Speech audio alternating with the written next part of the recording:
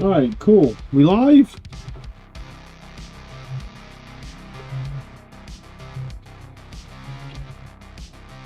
I think so. My counter isn't updating. There's always something. Good evening.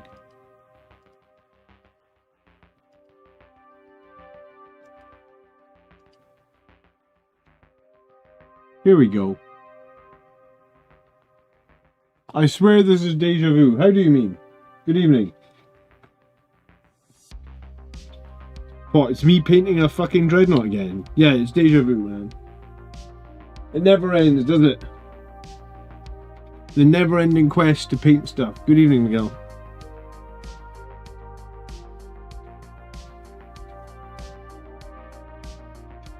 Haven't quite worked out what colours I'm going for on this. So we'll just get a load of paints over here, a black as well, and we'll make a start. How is everybody feel? It's deja vu in that we're waiting for the end of the new edition. Well, no, the new edition? We're waiting for the start of the new edition. And yeah, I'm painting a dreadnought again. I need some water, actually. Have I seen the new cleave rule? Yes! I have a video coming out about the heroic intervention changes and cleave on Friday. And also there's a change to the heavy rule. So there's a few new things coming.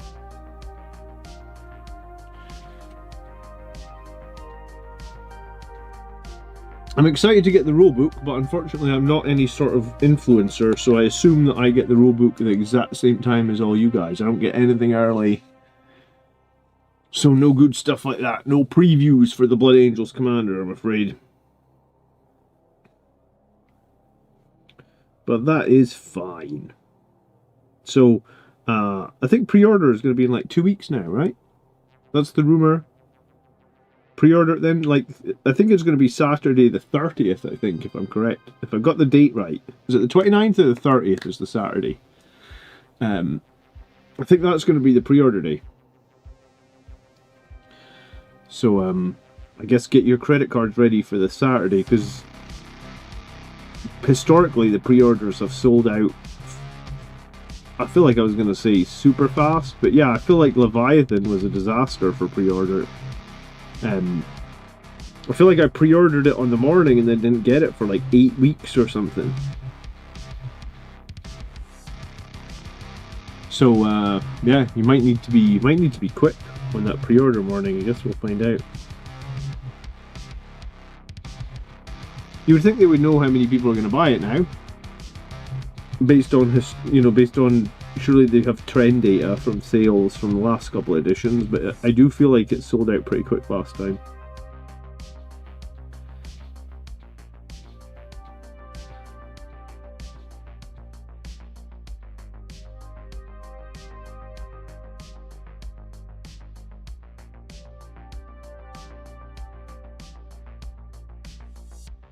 But yeah, no battle report tonight. I'm actually not sure I'm going to do another battle report if there's only 2 weeks left of this edition. Like, I don't know what I would really gain from doing another one.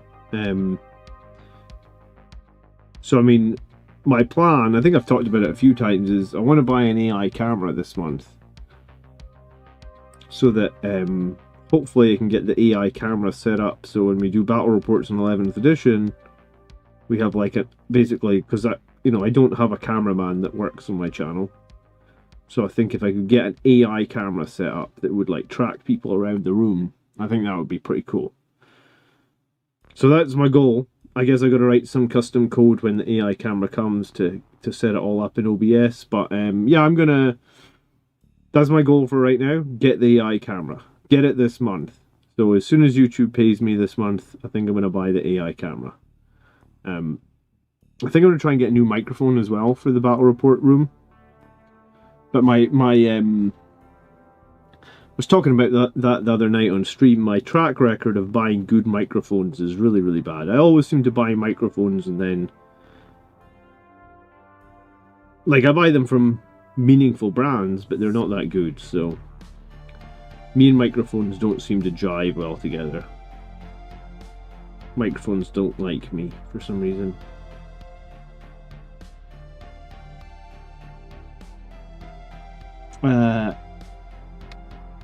I reheard their economic plan as a company is to something have less than they intend to sell, so they can play catch up and they can sell out. Yeah, I mean, I guess you don't really want a bunch of stock sitting around that's not selling. I guess that's what you're saying.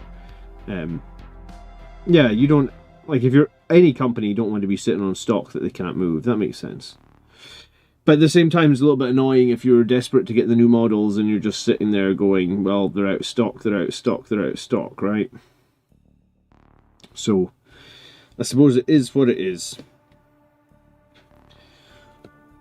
Not much we can do about it. We just have to get them when we can get them. But yeah, I think last time round with the new edition, it took them a while to fulfill everybody's orders for sure.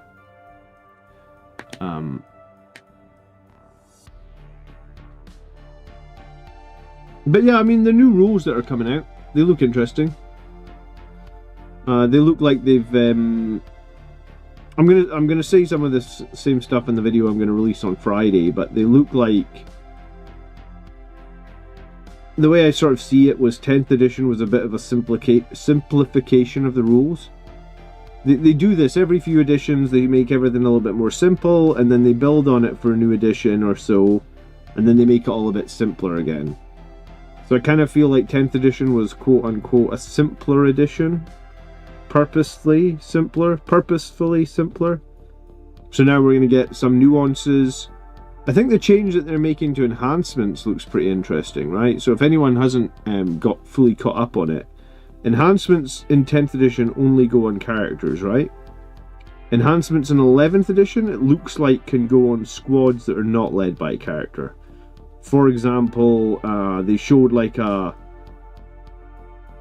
think it was a World Eater unit, a Mauler Fiend, and it was like an enhancement that can go on a squad of Mauler Fiends. So I guess Mauler Fiends typically aren't led by a character, but they can still have an enhancement. And the way they're doing that, I guess, is they're calling the enhancement an upgrade. And on the sheet, you know, on the codex where it says enhancement next to it, it says upgrade. So it's given to a unit rather than given to a character. So I kind of like that idea. Is there any models you want to paint just for aesthetics? Maybe like a Thunderhawk. Oh, dude, I've done a super heavy tank before. I've got a super heavy Blood Angels tank, in fact. I've got two of them.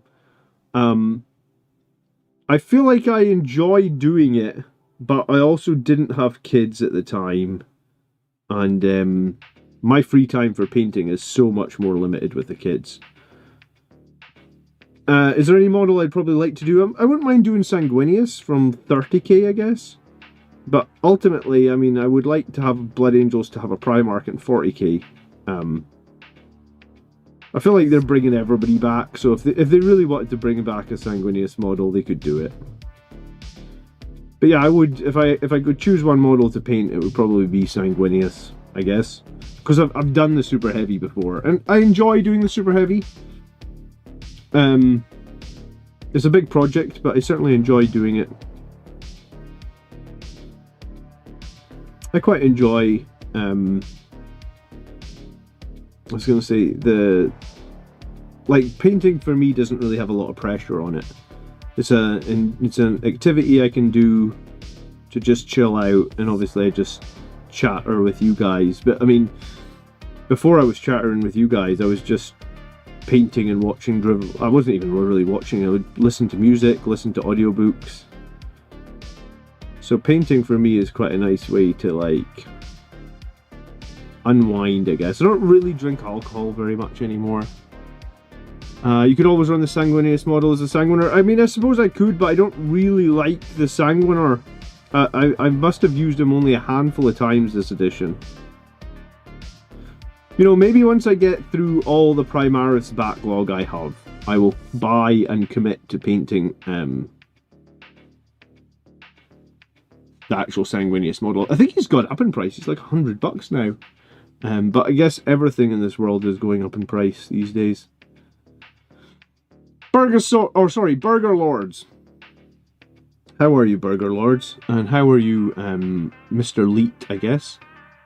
Would you consider taking a Callus's Assassin? I replaced my jump pack intercessors with one, as I don't feel they pull their weight with the data sheets. Yeah, jump pack intercessors are not a great unit out with Liberator Assault Group, I feel like. I mean, I think jump pack intercessors are good in lag. I'm not really a fan of them in Rage Cursed or Angelic Inheritors, dude. I just think that their strength 4 is kind of weak. If you're just needing a unit that scores points, then by all means, yeah, get rid of the jump pack intercessors and put the Callus's Assassin. The jump pack intercessors are not going to kill that much in lag, right? Sorry, out with lag, excuse me. Like, strength 4 doesn't do that much damage out with lag, be real, you know?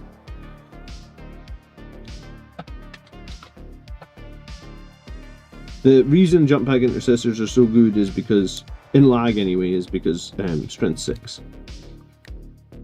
It means that they can just like mop up a lot of enemy infantry data sheets, but they just don't do that outside of lag.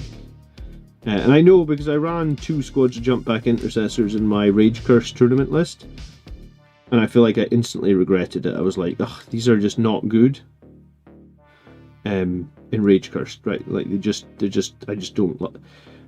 think it's strength 4. In Rage Cursed they can reroll 1s to wound.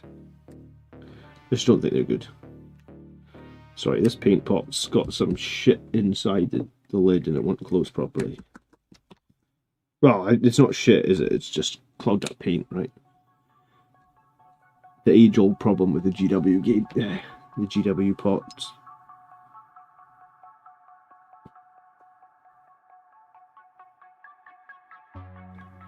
But yeah, I feel like I'm making some progress on this Ballistus Dreadnought. I've actually got 2 of these guys.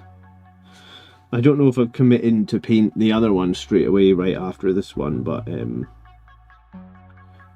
yeah, I mean, it's the end of the edition. I feel like I should try and get some more units finished. Ideally some Primaris units, because they're much less likely to go to Legends than the Firstborn units. There's lots of rumours flying that Firstborn units are going to Legends. I like jump pack intercessors for the Mortal Wound Bomb. Yeah, maybe if you're running 10 of them, Jason. But if you're only running 5 of them, it's not that much more impactful than a grenade. And you know how grenades work. Sometimes you do 1 mortal wound, sometimes you do 5. I think I threw a grenade at Necrons last week and did 0 mortal wounds. I fucking hate Necrons, man. I hope Necrons get some big nerf bat this edition. They've just been too good for too long. I friggin' hope so. How old did I get into the hobby? I was like 14 or 15, I think. Maybe even a little bit younger, actually. I got in the hobby in 2nd edition, man. Just, I don't really remember, because that would have been 30 years ago. But, I mean, I must have been in a hobby shop, and my friends were looking at Warhammer, buying Warhammer. There's crazy leaks right now. Tell me what the crazy leaks are, brother. What we talking?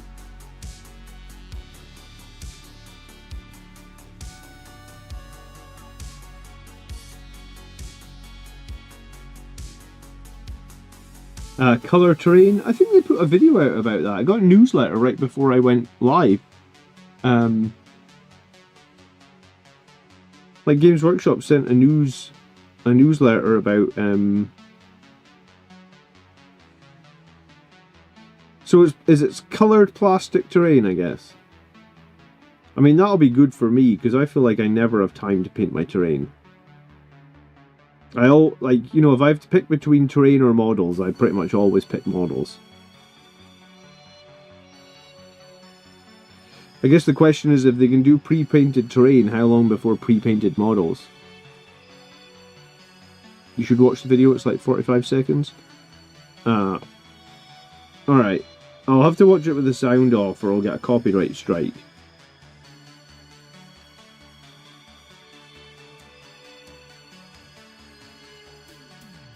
I suppose I could put on subtitles.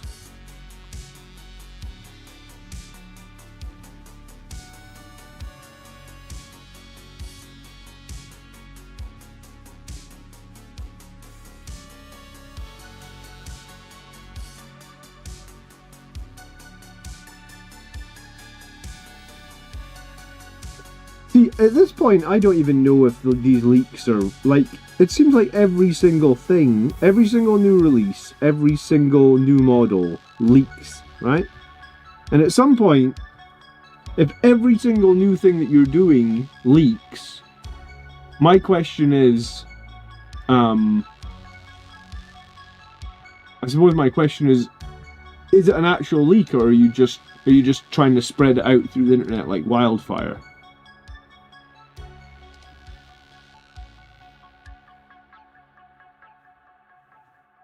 Because things do spread, right?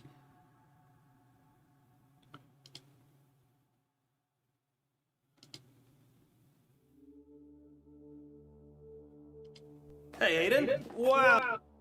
Right, hold on. I've got it here. How do I mute it? Let's put on captions. Here we go. Let me see if I can show you it.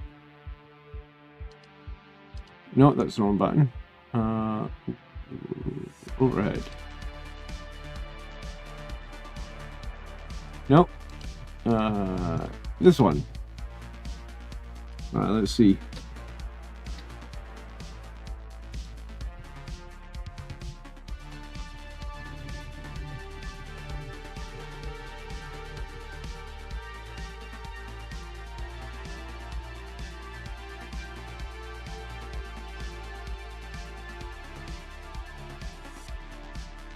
I love painting terrain, but I didn't have to paint any of that. Soon, you'll what? Just buy pre-painted terrain. I mean, that'll sell. Ready painted terrain, huh? Who loves painting terrain? I mean, how do you have a video and a script and shot already? Yeah, I could be being weird about it, Jason, but it does seem like every single new thing now leaks, right? Because wasn't it like they weren't going to announce Dante and then Dante leaked, and it wasn't there like going to be a, I don't know. I feel like they control when, I don't know. I could be wrong, I suppose. But they I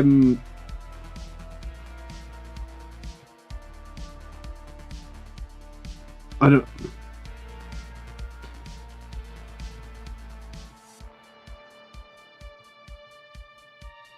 I also, yeah, I don't know how it works. I just think if you really wanted to keep a secret, I'm sure you could keep a secret.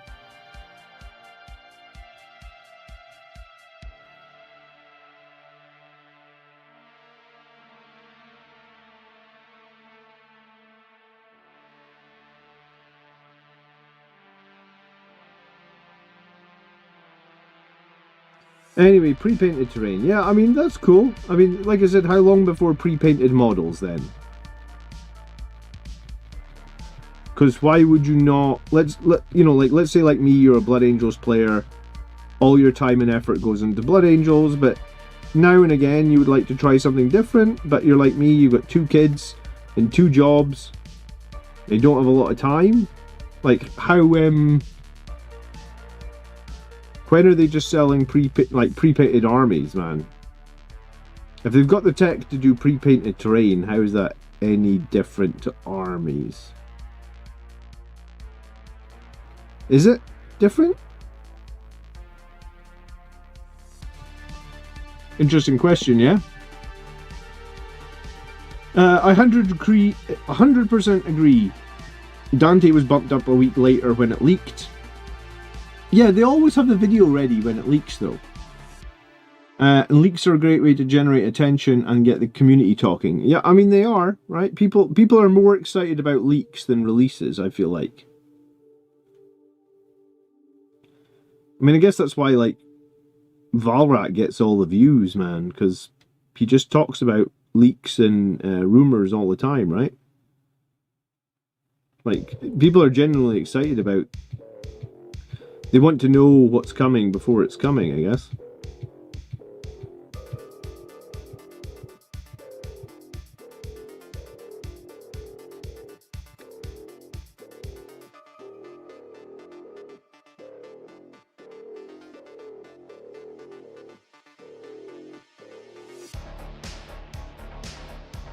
I need to see how good it looks with the printed text. So my friend Andrew, who has that website, War Token, he has a printer that I don't exactly understand how it works, but he has a printer that can paint colors onto stuff. So it's essentially like an inkjet printer that will paint onto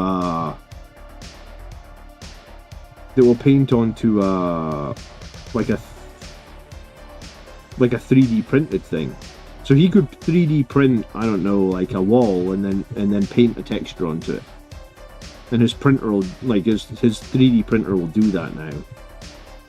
It was on Kickstarter not that long ago, so it's new tech, but it exists.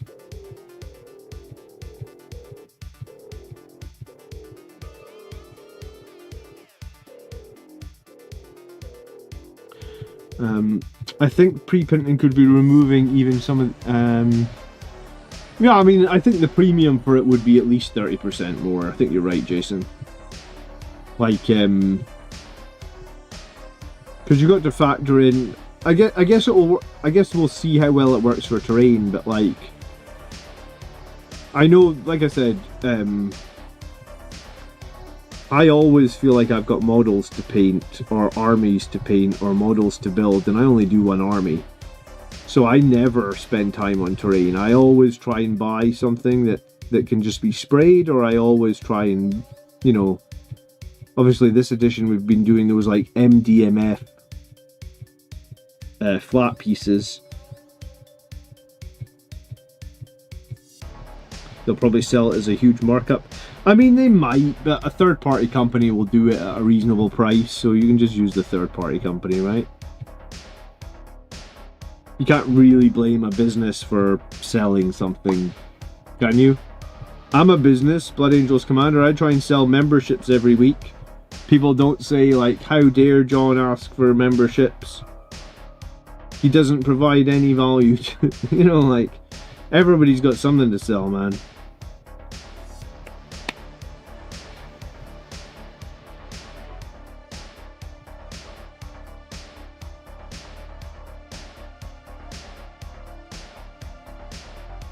I mean, if you don't like Games Workshop prices, you just go and, you know, third party whatever you need, right? Like, you don't have to pay Games Workshop prices.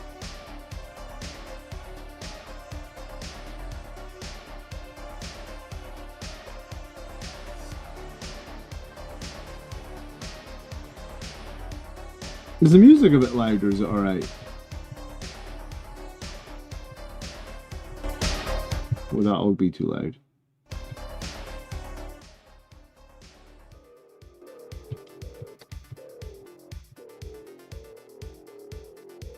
Maybe I've got my headphones in here turned up too loud.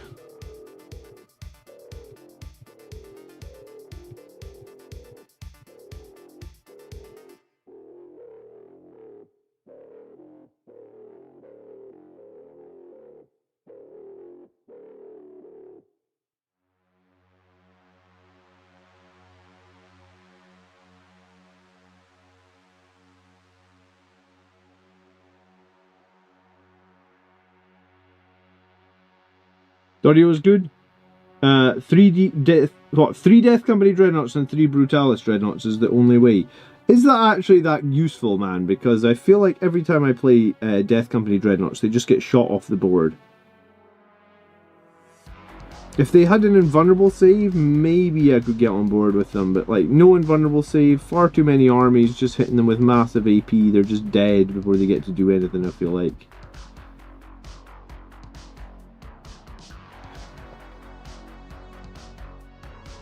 As a Salamander player, I sell Prometheum and Prometheum accessories and business is good. What movie is that? Business is... Oh, killing is my business and business is... that's a Megadeth album, is it not?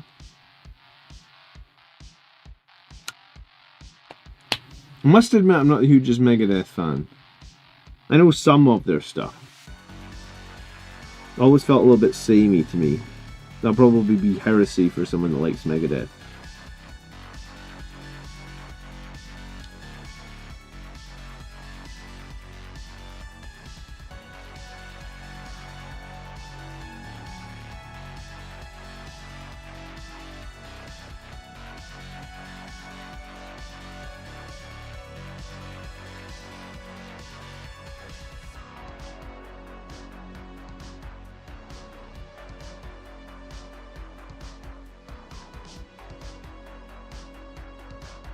I just wrapped up 5 Jump Pack Death Company, a 5-man, and I feel my soul has left. Getting ready to wrap my Vanguard veterans for painting. Did you edge highlight them? Because that is 5 Death Company with edge highlighting is it's fun. That's why I don't do too much edge highlighting on most of my red painted models. I just use washes. I feel like on the black you don't have a choice though. You kind of have to edge highlight the models that have black armor. I mean, it looks good in the end, but yeah, time consuming and maybe a little bit mind numbing. 40k is all about edging. Mr. Kazumi, oh dude, thank you. Is my burn heretic. There we go, burn heretic. Yeah, look, they heard your comment about Prometheum. I've turned off the stupid TTS thing because people were getting annoyed that the TTS thing would talk over whoever was on the stream, or so that's turned off. And it finally works. It finally works, dude. Thank you so much for the membership. It's been such a slow month. You are my first member this month, but I know it's slow. I've not been doing the battle reports at the end of the edition. But it has been so slow, so I appreciate it. Thank you so much for the membership. Welcome. Please get yourself into the members-only Discord. You'll be a member when 11th edition launches. Look at that. I didn't want you to be at 0 today. Oh, thanks, dude. That's really kind. I appreciate it. Frankenstein says, dreads were and always will be bullet magnets. The more time you spend painting them, the faster they die in battle. Yeah, last edition dreads were really good though, right? Because I think they all had -1 damage all the time. Maybe there was less AP in 9th edition. 11th edition for me has exited to tired. 11th has me from excited to tired. Oh right, excited. You said exited. You're trying to keep me on my toes. I feel like every time someone makes a typo in the chat, I can't do English. Is the old voice lines from Dawn of War 1. I'm so hopeful for Dawn of War 4. I really want Dawn of War 4 to be good.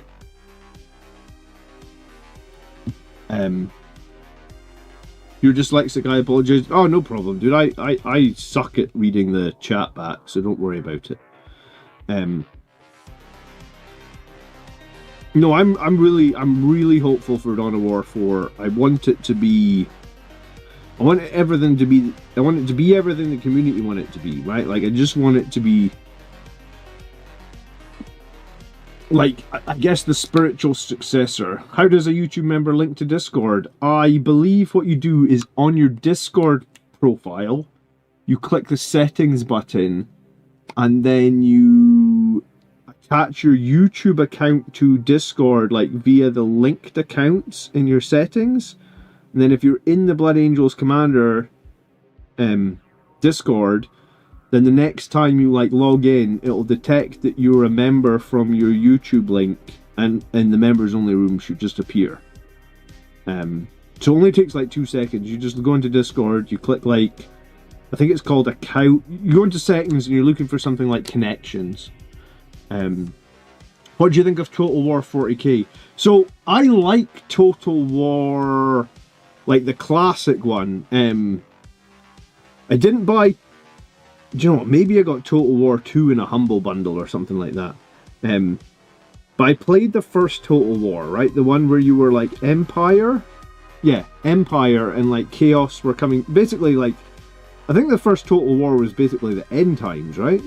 You were the Empire, and the Chaos were coming down from the Chaos Wastes.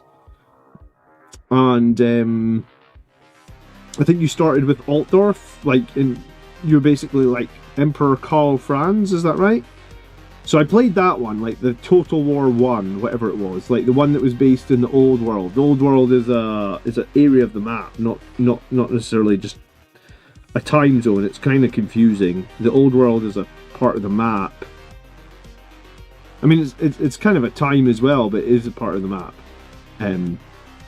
So I played that one, and I completed that one. I mean, I think I only completed it one time, because it's quite a big game. It's like Civilization. You colonize like the entire world, right? So like I took over everything, and I fought back Chaos. There was no end times in my realm. We just smoked. I was going to say Abaddon. It's not Abaddon, is it? It's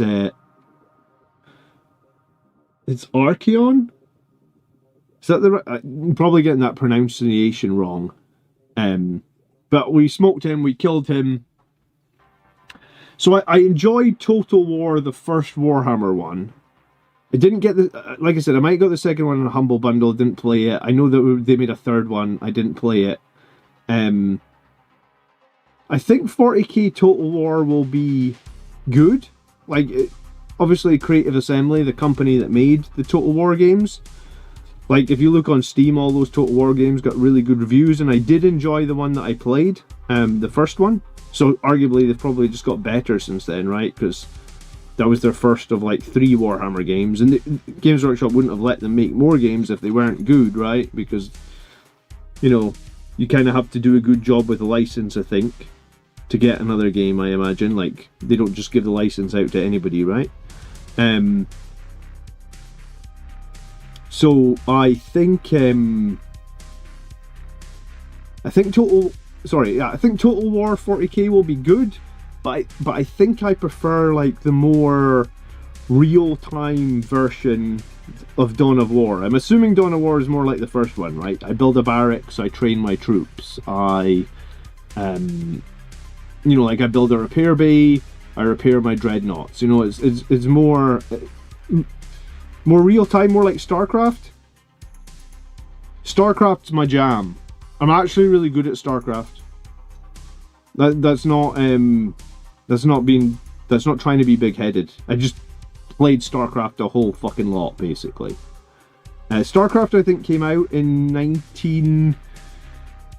I think it was like 1996. So like I was 13, I had a computer, I played StarCraft an absolute ton. I was probably better at the first one than the second one. I feel like I played the first one more. But yeah, so I'm more of a real time strategy person as opposed to like Total War is more like grand strategy. Nothing against it. I think it'll be good. I think the company making it is good. I just think personally I'm gonna jive more with Dawn of War.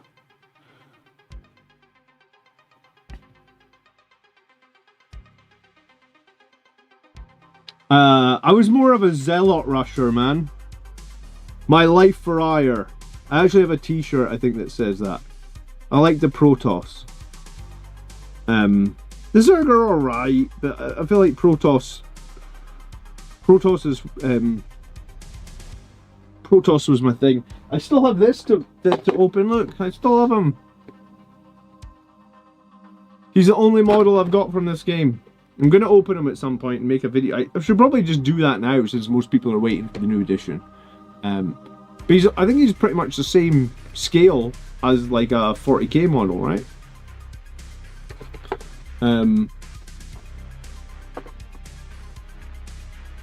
But no, Protoss. I like Protoss. Photon cannon cheese. Oh yeah. I forgot that you could even photon cannon rush. That was a thing, wasn't it? Build some pylons all the way across. No, it's been a long time since I played StarCraft, but no, I really like StarCraft.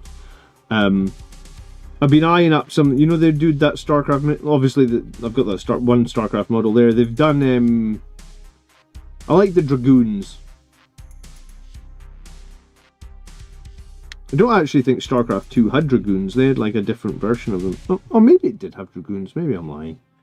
In StarCraft 2, I was a Mutalisk Rusher. Have you used Streaking Grim? Is that a type of paint? If it is, I haven't used it.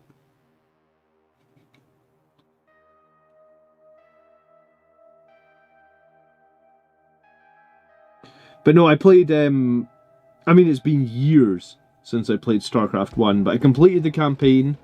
I completed the Brood War campaign. I played the multiplayer a whole lot.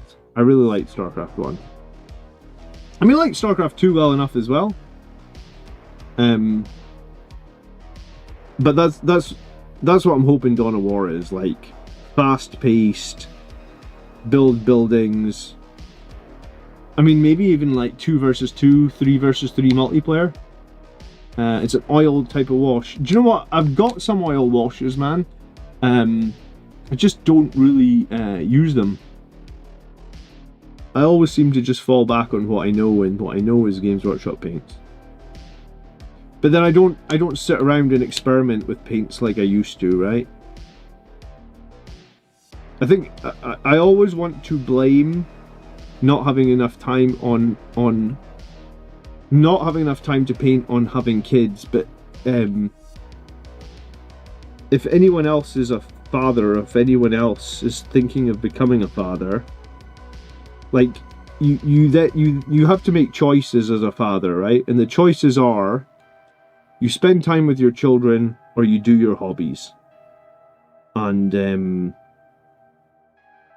I think once you're a father, I think that your hobbies basically take second fiddle, right?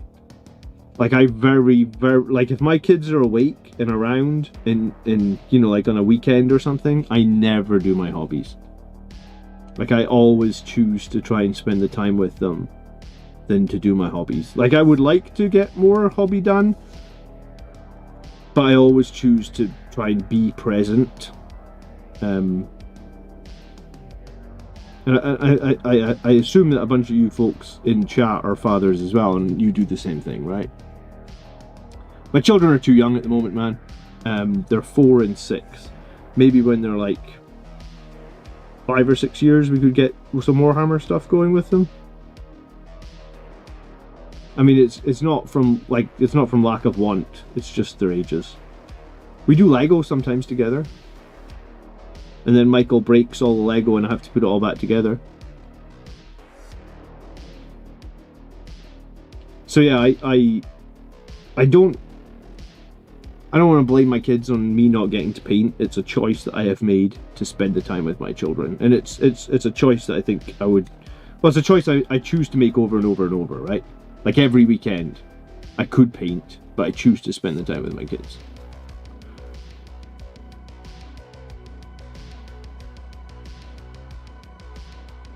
So yeah, if I'm always complaining that I've not got enough painting, it's my own choice. Could have kept my dick in my pants, couldn't I? No, you know. But yeah, I think in like 5 years I'll get my kids some 40k time. Spending time with your kids is greater than 40k. Sometimes. But no, it's I played Hero Quest with Michael. He's 4. He loved it. So I mean, he's ready to play more. Like he's asked, like we played it over the Christmas holidays because we had lots of time during the Christmas holidays, and he's asked like 3 or 4 times since. He's like, "Dad, can we play Hero Quest? I want to be the evil wizard." I was like, "Yeah, we'll play Hero Quest." When he's a little bit older and we can have a laugh, maybe we'll even film a video of Hero Quest.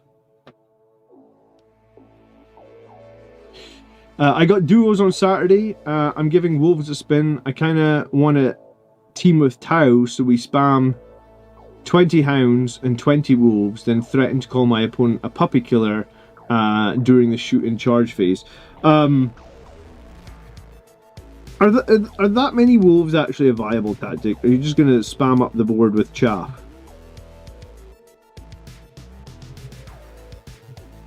Well, good luck in your duos this weekend, man.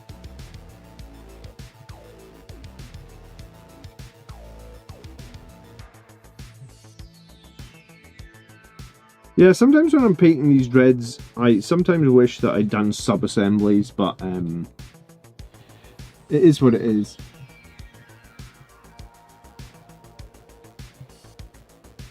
Yeah, no, I find it you can...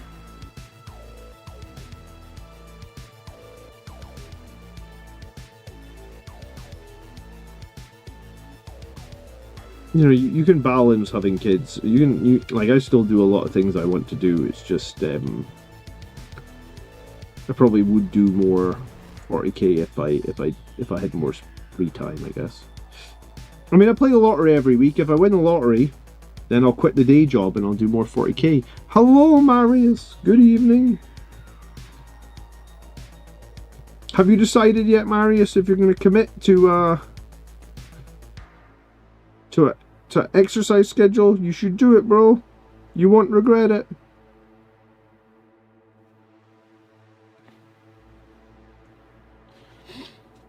What do you think about Infernus Marines being useful in 11th edition? I would like Infernus Marines to be useful in 11th edition. I've got 20 that have lain on a sprue for about 3 years.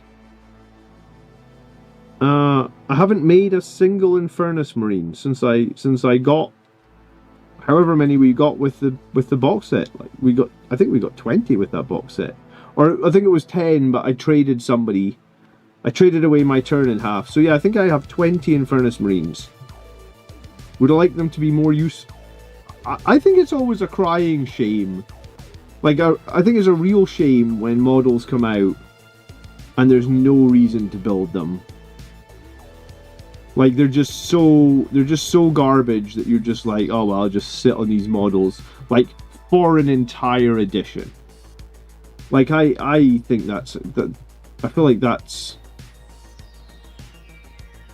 I was gonna say I feel like it's bad design, but it's also like it's just a bit frustrating, really. Like why should any model come out and just have rules that are bad enough that you can just ignore it for the whole edition? And I mean, they did try. They actually made they did actually make Infernus Marines better, right?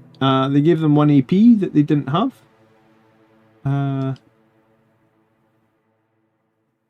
I think they gave them a buff, but I still think that they're probably just not good enough, right?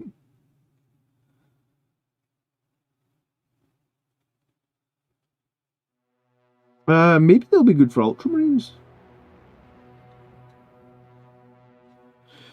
I'm trying to think what I've got. Like I know I've got. That's why I was super unexcited that the new box set had more intercessors in it, because I was like, oh, for goodness sake, man! I'm literally sitting on like 20 intercessors on sprues that I haven't done anything with.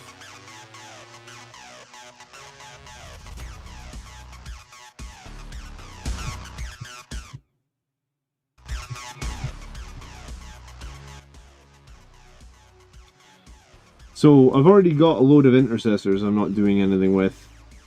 I've got a load of Infernus Marines I'm not doing anything with. So it's an interesting conundrum. I really think we should get away from models or units that are just bad for an entire edition. Like they should just get patched like much quicker. And if they get patched and still no one's using them, then they should be patched again, you know? Because they're quick enough to nerf models, right? Like, look at the Desolation Marines. They got, like, 3 nerfs inside, like, 3 weeks.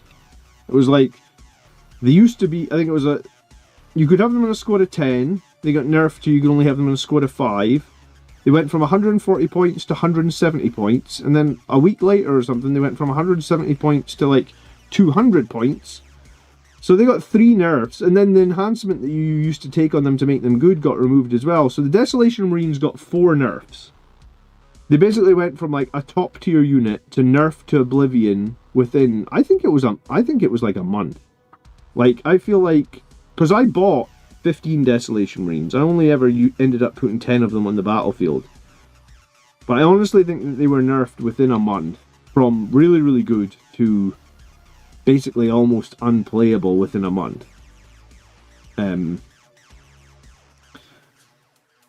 So the question is, if they could be nerfed from from really, really good to unplayable within a month, it goes to say that we could have a unit like, you know, the Infernus Marines. They could arguably go the other way. They could go from like a turbo unit to a good unit within a month. They just need somebody to want to make them a good unit, right? And it doesn't even make sense, right? I'm pretty sure the Infernus Marines got a standalone kit, right?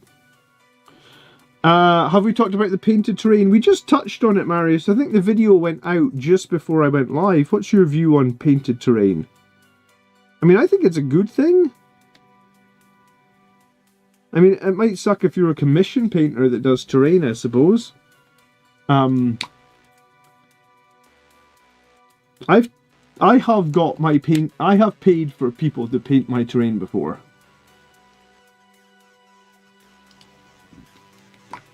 What do you think about the 11th edition rules for Lance? I don't know if the 11th edition rules for Lance are confirmed, Harry. Because I heard that it was going to be rerolls to wound. But then I heard that it was redacted, or whoever was talking about it, it was removed. And I haven't actually seen... I've seen the 11th edition rules for Cleave. I've seen the rules for Heavy. But I don't think I've seen the rules for Lance. Are they published somewhere in their entirety? Is it something that we can all have a look at?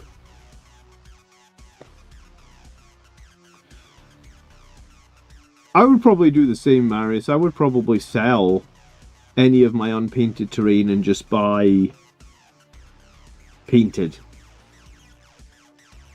I mean, it would definitely be a useful tool for someone like I was saying in the stream, like a father that doesn't have a whole lot of time. I would rather just pay some money and get some painted terrain. Hopefully they don't change it too much every edition, so we can kind of, you know, we can kind of hold on to it long term.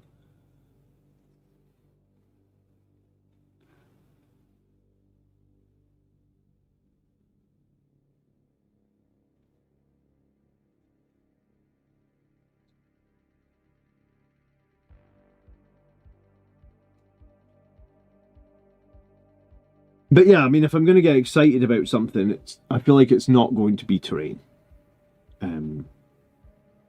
Or if I'm excited to paint something, it's a model or it's something for my army. It's not a barricade or a wall or a grate. If you enjoy doing that, more power to you, right? Like, I keep telling my kids, don't yuck someone else's yum. And I guess what I mean by that is if someone else enjoys doing something, we do it at dinner time, right? If someone else enjoys something at dinner and you don't like it, that's fine, you know, don't shit on someone else's enjoyment. So that's kind of how I feel about it. Like, if you enjoy painting terrain, then cool. I don't know if I enjoy painting terrain.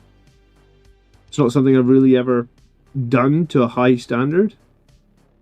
The most terrain I paint is this sort of thing that the Dreadnought might be standing on, like a little grate or something. So I'll just continue to do this, and and I'll buy painting terrain, I guess. I suppose it really depends on how much it's going to cost, though, right? Because you can do your terrain super cheap if you wanted to. You could just buy some grey terrain and give it a spray. Throw some sand over it, spray it, you're done almost, right?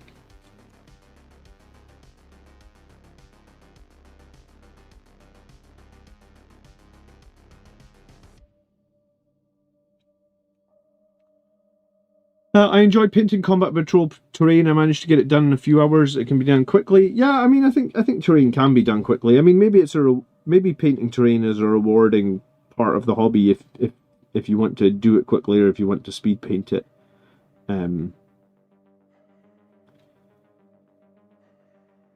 For me, it's much more about the army, right? Like, I care about the army infinitely more than I care about the terrain.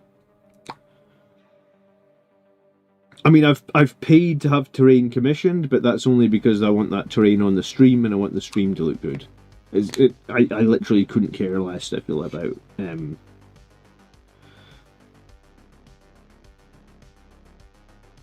yeah, I feel like I'm a much more competitive player, and I care about my army looking good and my army being competitive than I care about terrain. So yeah, I think it's cool.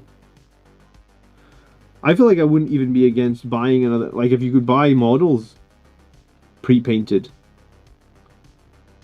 I wouldn't be against that either. But maybe I wouldn't just be against that because time more than anything.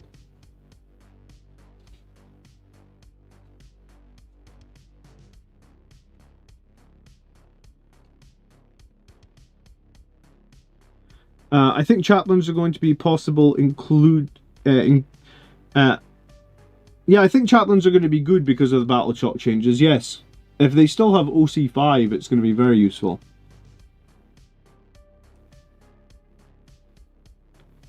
Shadows of the Warp will be a lot more scary now as well. Yeah, it will be. I think they should maybe change it so you can insane bravery against Shadows of the Warp. I think that would probably be worth doing.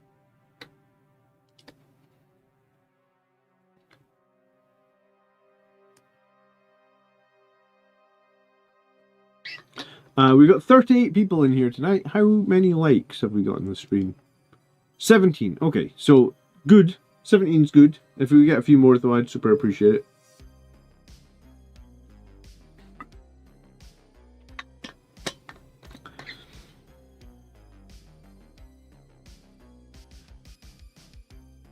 But yeah, I think I want to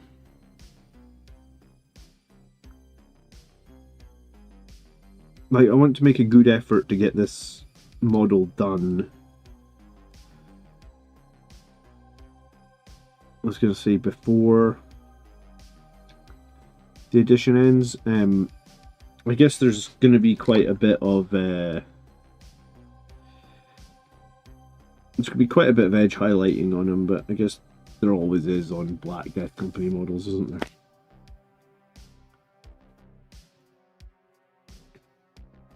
I'm excited to get that new chaplain, though, right? The new chaplain with the jump pack, I think he looks great.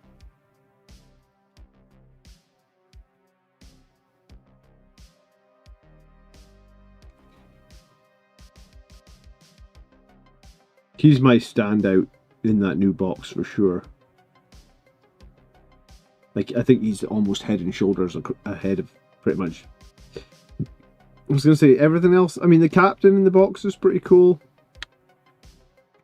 I just feel I already have a bunch of captains with relic shields, I guess. Maybe I need to convert him into a captain with I was going to say a Thunderhammer. I don't think he's allowed a Thunderhammer. It would have to be Power Fist, maybe?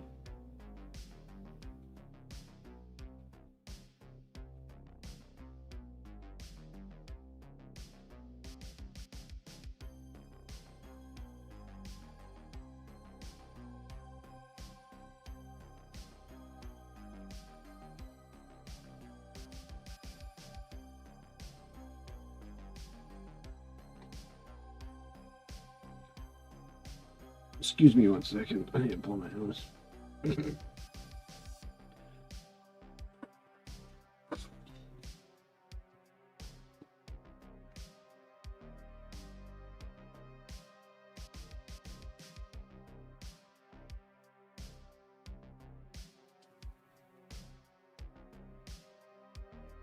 But yeah, I suppose we don't see too many people play chaplains on foot as well at the moment, do we?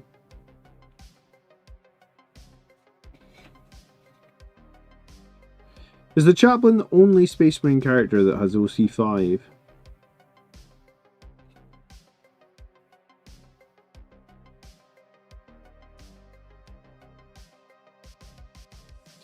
You know, it's funny, people were saying that they think like Dante might end up being much better in this new edition if they keep his battle shock rule, but I think probably, knowing our luck, they'll have heard us moaning about the fact that he doesn't give CP for like 2 years, and they'll have changed it so he now gives CP, and the battle shock rule that we were hoping that would be good will be like removed, right?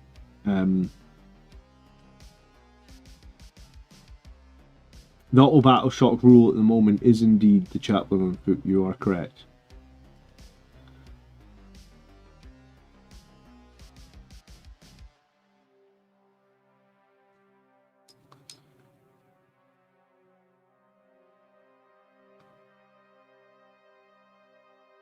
But yeah, who knows if they keep the jump pack chaplain's rule the same? Because he does impact mortals like 50% of the time at the moment, right? I'm curious how bolter eradicators, I guess boltercators will be. 3 heavy intercessors would be all you need to kit bash them. Yeah, I suppose I have no idea what boltercators will look like. It seems like a strange choice of all the guns to give eradicators to give them bolters, when I think Space Marines in general, like, bolter fire feels kind of underwhelming, honestly. Like, you know, I was at a tournament recently and I was playing against Votan, and they had those little buggies. And it's like the little Votan buggies have all this like strength 7 AP and you know, lots of multi-damage weapons and stuff, and it's like, oh my goodness, these little buggies are tearing my Marines apart. And it's like, well, I just shoot back at them with my really crappy bolters, you know. So I think bolters are a really interesting choice. Unless they have like a completely different weapon profile to bolters that we know up until now, right?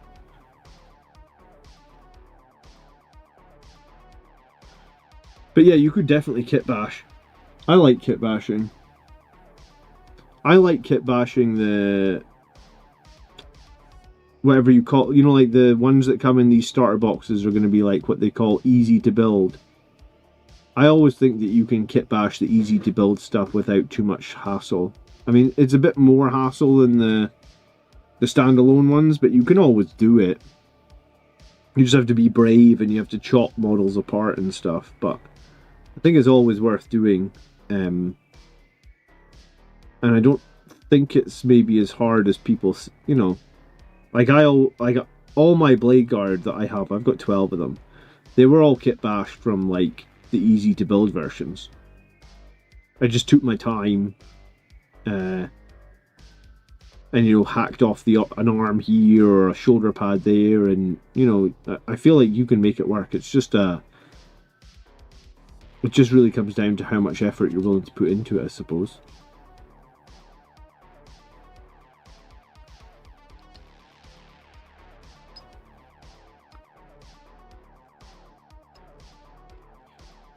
Do you think they'll end up with a full suite of Devastator variants and Eradicators? Yeah, do you know what? I really thought I think you're right, dude. I think las cannons would have made more sense for those new Eradicators. Because they would have, like, the Meltas have a lot of problems, right? Like, they're really short range. And they also have, like, pretty crap strength. So I think you're right. I think las cannons would have made more sense for those Eradicators, especially considering we already have a bunch of Gravis guys that have bolters, you know? We have Inceptors that have bolters. We have Heavy Intercessors that have bolters. Hello, Campbell. So I don't really understand the logic behind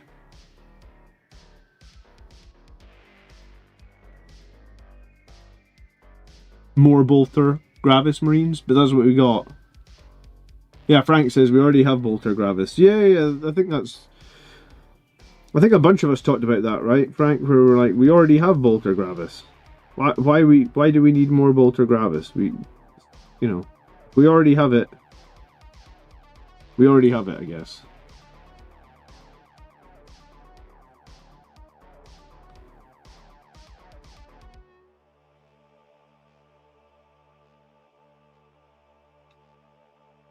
Games Workshop trying to keep us on our toes, I guess.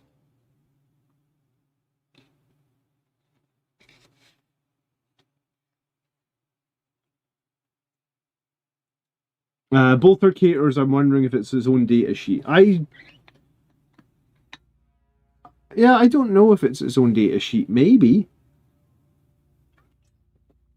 I mean, Terminators are their own data sheet.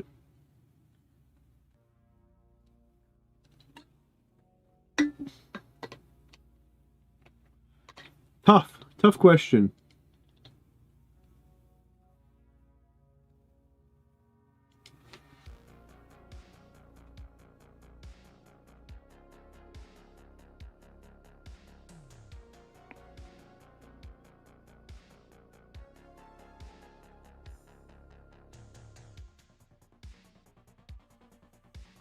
Did you guys see the change they're making to heavy, though, right? So I think they made 3 changes to heavy. You no longer get heavy if you're a vehicle that's in combat. Or, sorry, you just no longer get heavy if you're engaged in combat. So you can't, like, shoot heavy weapons out of combat and still get the +1 to hit. You can move 3 inches, up to 3 inches, and still get your heavy bonus. And then the third one was... They made 3 changes. You can move 3 inches. You have to be unengaged. Oh, and if you arrive from reserve, you don't get your heavy bonus.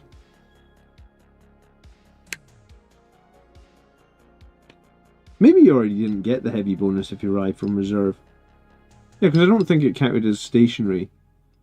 So maybe it's just small changes to heavy. I think they're good changes.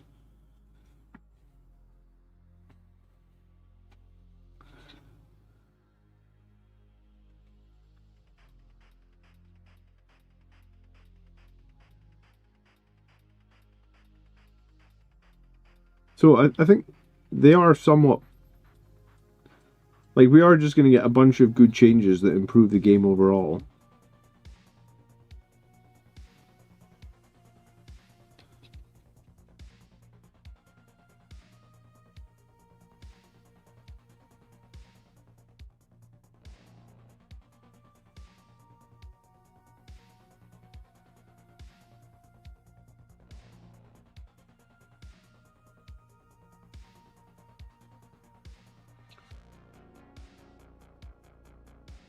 What about heavy bolt pistols getting heavy? Yeah, I mean, I would probably prefer if we could get heavy out of the names of weapons that aren't heavy, because that's just fucking confusing.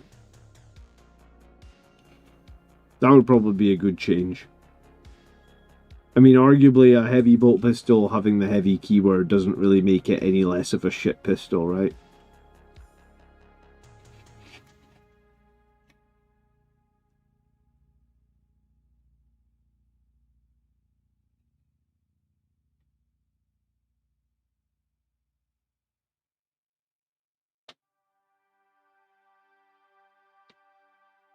Did heavy bolters even have the heavy keyword this edition? I don't remember.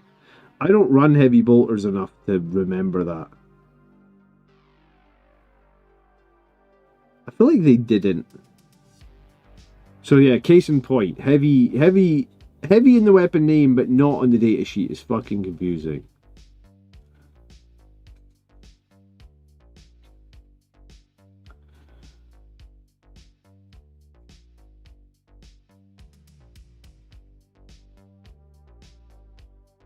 I mean, if Inceptors... Yeah, I feel like if Inceptors have 1 data sheet, I imagine Eradicators will keep 1 data sheet.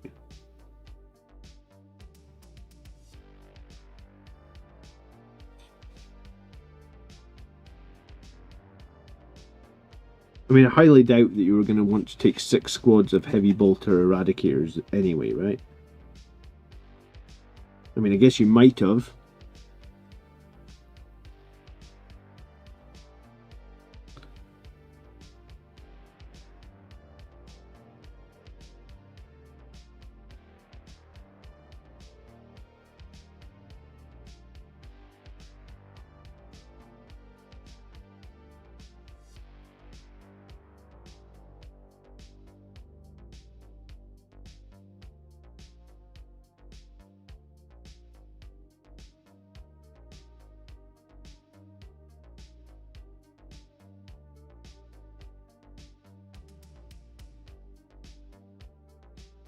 I heard that those eradicators were going to get blast into melee, though, right? Like, that was the rumor, right? They're going to get some sort of...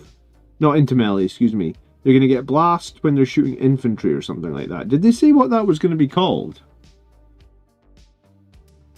Like, did that...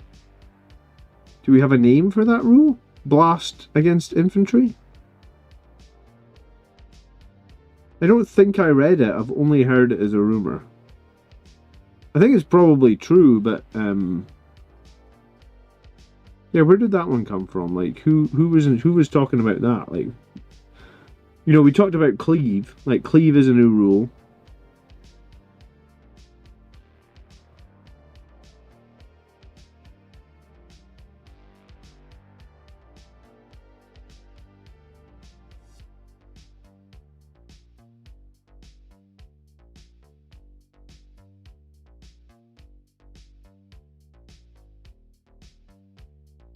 A bit of a different question, but has anyone had success running incursors with the Lieutenant in Rage Cursed Onslaught? I feel they would rip into melee with looking for... Not looking for... Limb for limb. I mean, isn't the problem with Incurse... I was going to say that the problem is Strength 4. I guess lethal hits does help. Limb for limb does help. I don't know, do incursors get enough attacks? Like, I ran jump intercessors, which get the same number of attacks in Rage Cursed, and I honestly thought jump intercessors were pretty average in Rage Cursed. I guess the idea is that you get lethal hits from the Lieutenant, and that helps. I mean, it's not going to not help. But does it help enough to transform that squad? I guess that's the question, right?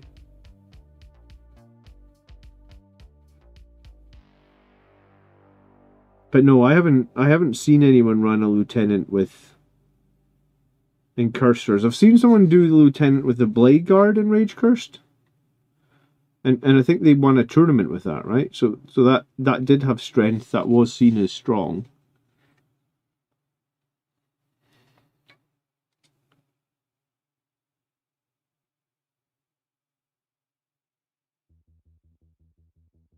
I was going to say, is anyone here from Scotland? Or is it just me? Is anyone in chat from Scotland?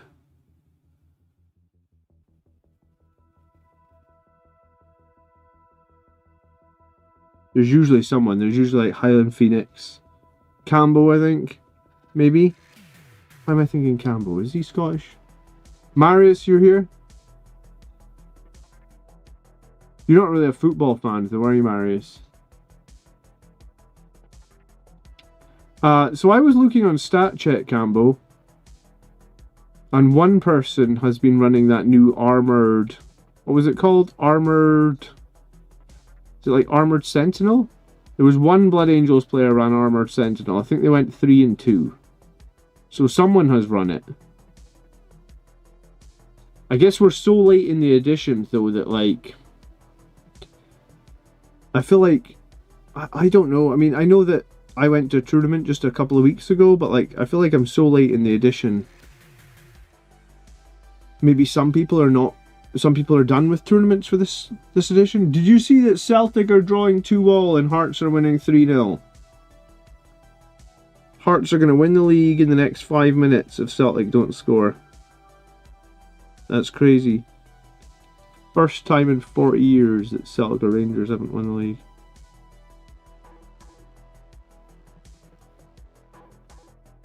Good for Hearts, man.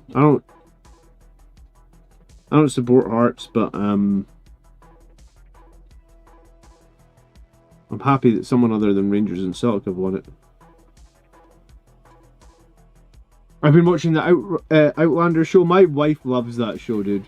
I haven't watched it. I mean, it looks interesting, but I just haven't watched it. The guy in it's got like, he does an okay Scottish accent. I'll give him that. I'm not sure if he is Scottish. He always says like sass. Is it Sassenach? I even know if that's really a word that we say here in Scotland, honestly. Like I feel like I've heard it before, but like I feel like rarely, if ever.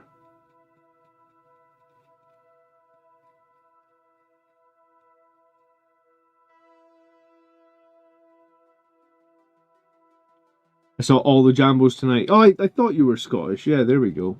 Well, they're going to be going bonkers. 5 minutes of extra time here at the Celtic game. They're about to lose. Hearts are about to win the league.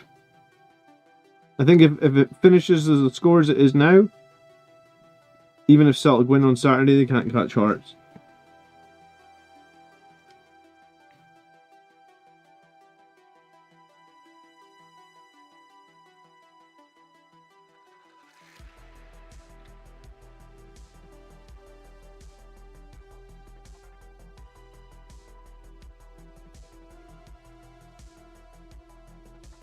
I can't tell. Antonius, good evening.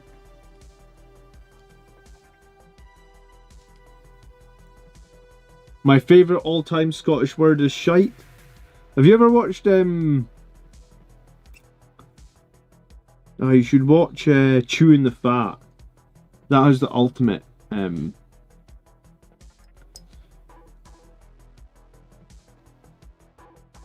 is the ultimate rendition of shite.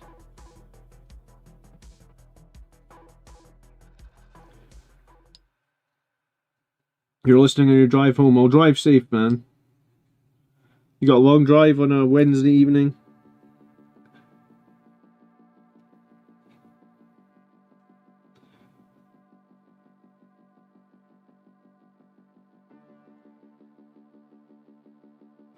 Yeah, a bit of black paint. I learned a few Scottish phrases from Outlander. Sassenach. Bairn, yeah, bairn means child, right? Laird? I don't know what laird means. I dinna ken means I don't know, yeah? I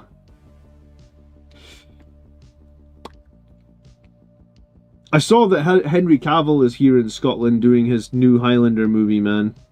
I even saw a picture of him with Christopher Lambert. I'll probably go see it. But I feel a little bit sad because I feel like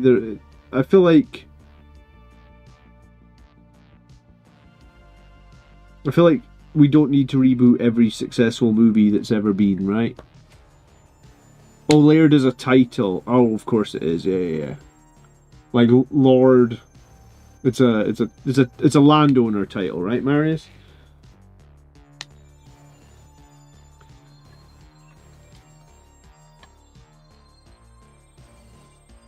Full-time Hearts, they won 3-0.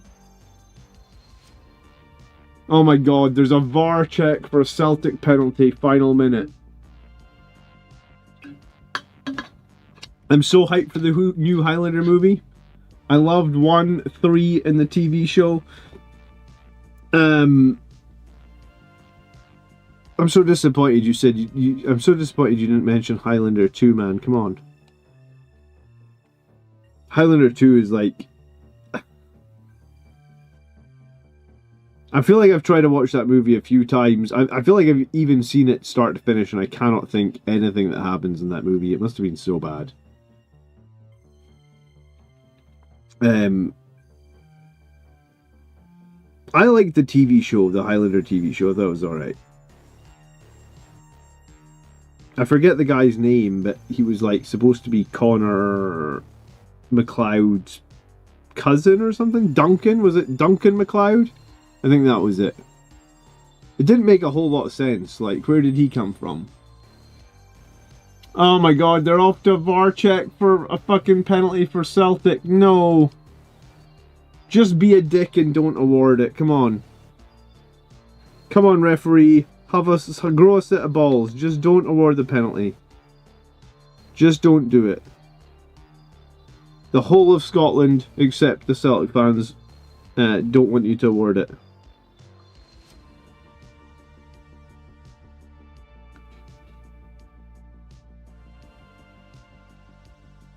Let Hearts win the league.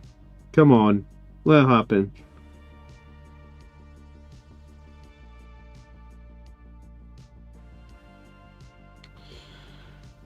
Duncan, yeah, Duncan MacLeod. What year was the Highlander TV show out in? It must have been the 90s.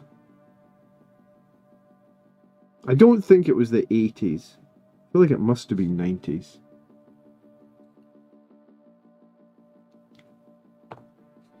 The Hibs fans might be opposed. Ah, well, I suppose the Hibs fans can be against it as well.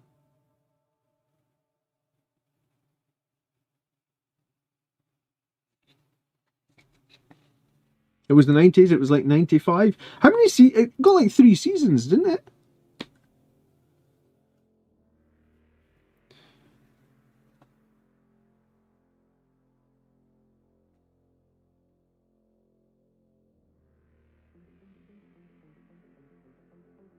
I'm probably going to buy that new Blood Angels book on pre-order day as well, by the way. I don't know if you guys have been following the book.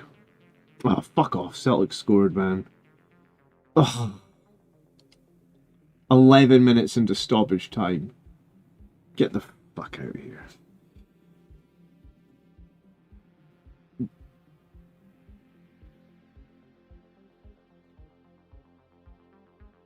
That would have been a pressure penalty if ever, huh?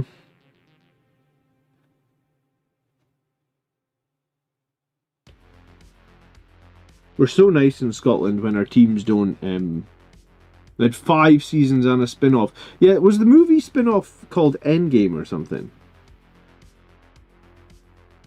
God, I feel like in our streams we always dive back into some crazy-ass movie from 20 years ago.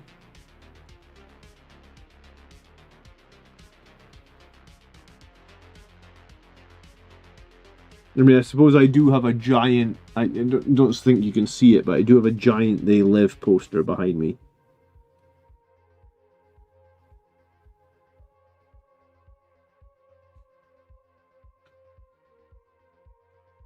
I just don't think they made movies like they did in the 80s anymore.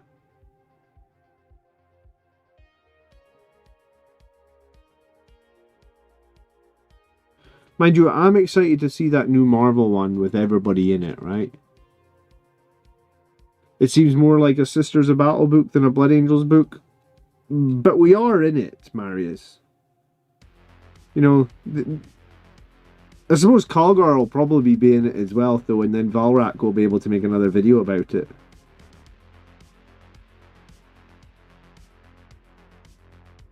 I think he's just better that the Sons of Dorn aren't in Indomitus, right? Sorry. The Sons of Dorn aren't on Armageddon. They're probably too scared to come to Armageddon. Someone should post that on his super chat.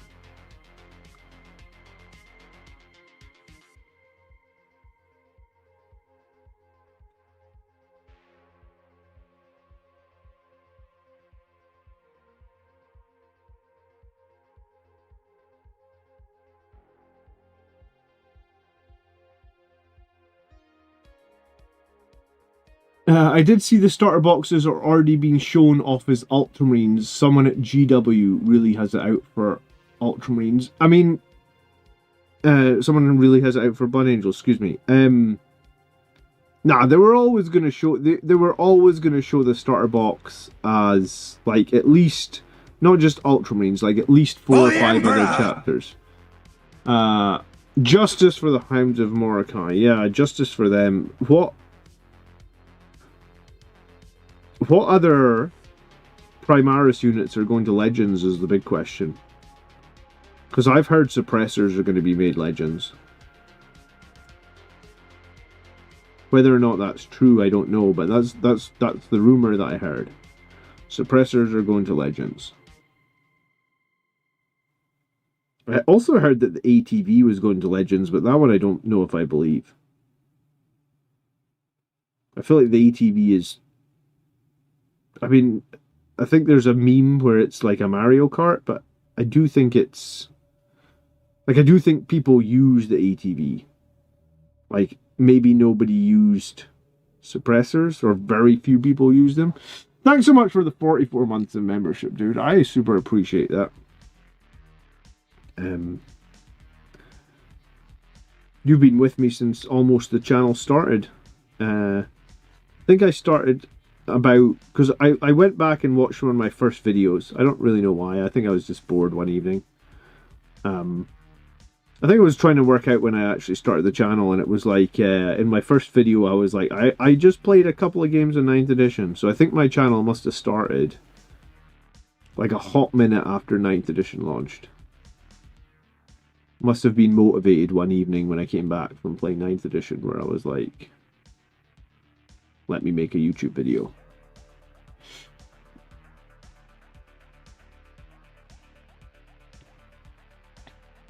Oh well, it's a big game on Saturday. Celtic against Hearts. Hearts just need a point to win the league. Celtic need to win. Crazy. I kind of hoped Hearts would have got the opportunity to do it tonight, but oh well.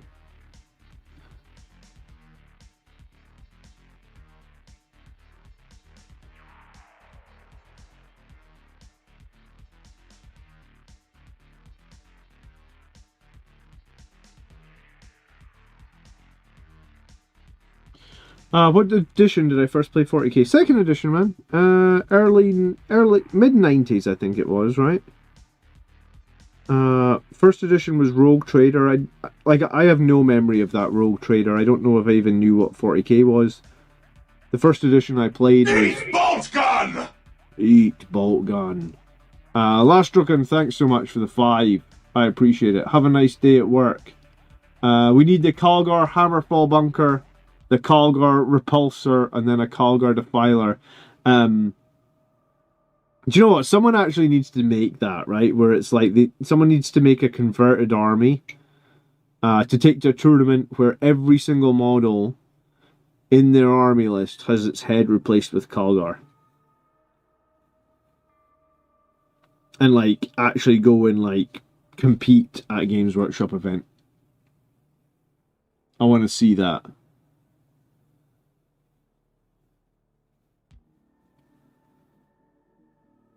I mean, you'd have to spend an awful lot of money buying Calgar boxes. Oh, you could 3D print some of them, maybe. Thanks for the super chat, dude. I appreciate it. Have a great day at work.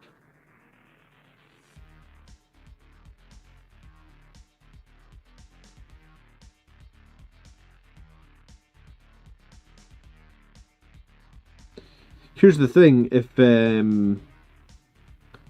Calgar's arriving on Armageddon, will we need a new model like Calgar in his Armageddon armor? That could be a thing. Did I go over the new 11th edition Blood Angels attachments? Do we have all the news for that, Atalan? I've seen one of them, which is the Death Company one, right? Where are the other ones? Do the other influencers already have all that information? Because I don't have it, but I'm not... Like, I'm not... what am I trying to say? I'm not privy to, like, early access rules or anything like that.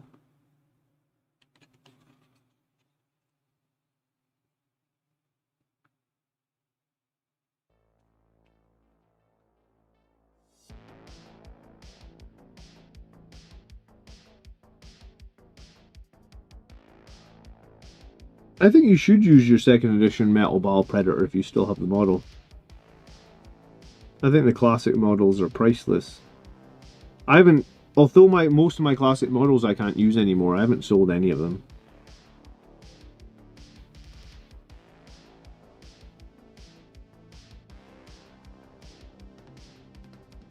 Well, I certainly appreciate the super chat, because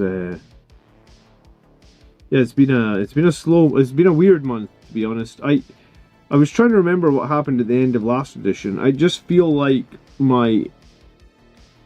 I've struggled a little bit on what videos to make this month, honestly. Normally I feel like normally I have more ideas than I can actually make videos. But with the edition ending, I just feel like I've really struggled to know what content to put out.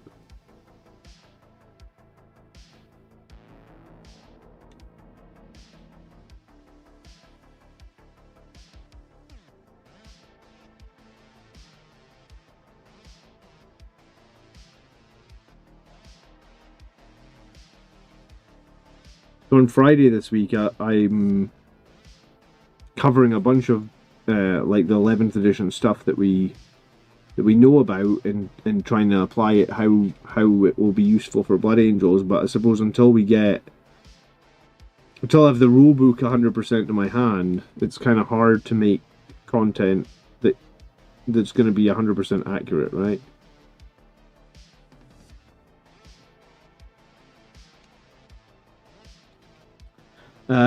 Would it be appropriate to make some Death Company out of the new box set? I mean, I think it would be probably reasonably easy.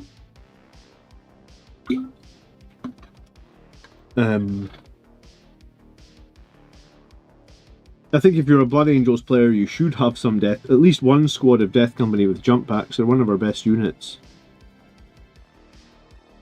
There's very rarely an army list that you put together that you wouldn't at least consider one squad of, like, at least 5 Death Company with jump packs. They are kind of core to the style of play that we get the most value out of, I would say. So yeah, if you're buying the new box and you own no Death Company models, I would be finding a way to convert some of them. You either need to get a hold of some like Power Fists, which you could get off eBay, or you could maybe 3D print some, or you could find a reseller.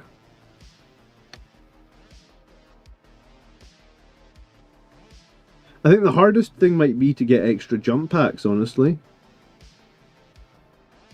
Because I was thinking about that, like, the Blood Angels Combat Patrol is quite good as well. But if you do buy the Blood Angels Combat Patrol, I feel like you need some extra jump packs nowadays. Because I don't think you're going to want to run 10 Assault... Like, you might have a list where you run 10 Assault Intercessors on foot. But I feel like that's kind of a niche pick. You're much more common to run, like, lots of Assault Intercessors with jump packs. Death Company with bolt rifles. Do you think Death Company with bolt rifles will still be... Do you still think they'll be in the 11th edition Blood Angels Codex? Because it's very strange that they haven't had a... Feels very strange that they haven't had a standalone box now for a couple of years, right?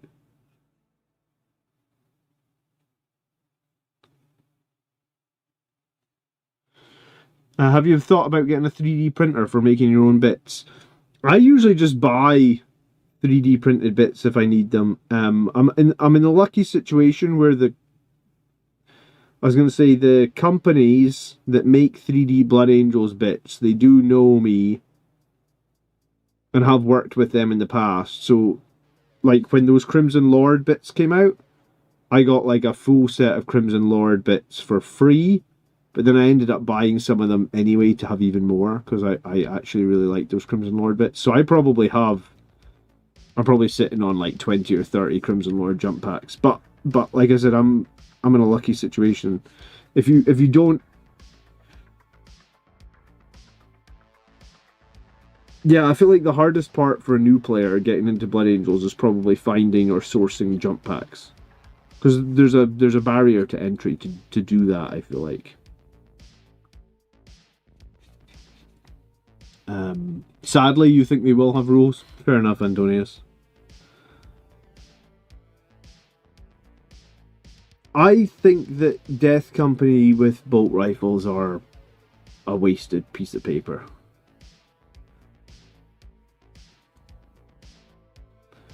I think Death Company should be a melee unit all the time.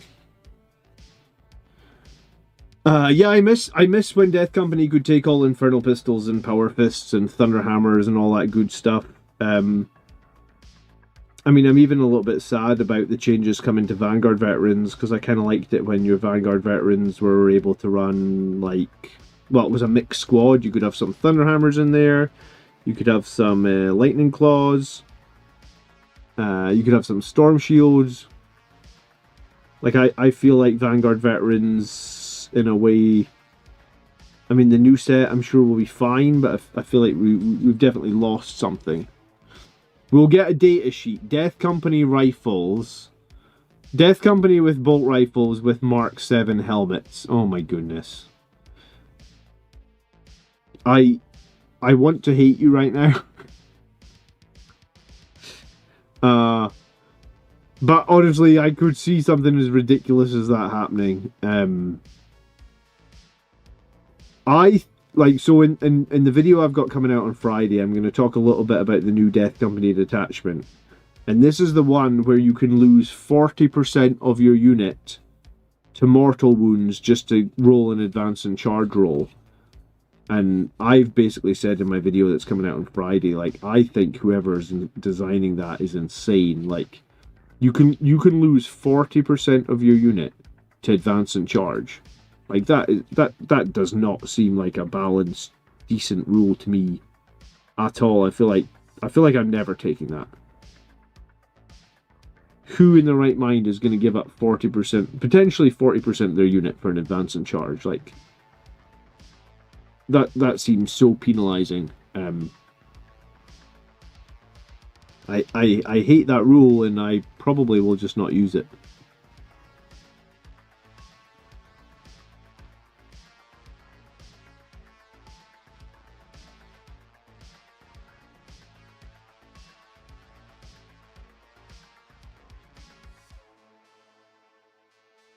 I have a lot of cleanup to do on this Dreadnought, I'm afraid. Is it at least flat 6? No, I think it's you roll the dice, Marius. I think it's fucking 40% of unit dies for a D6 advance. If that's the case, I hate it. I'm never going to use it. I hate it.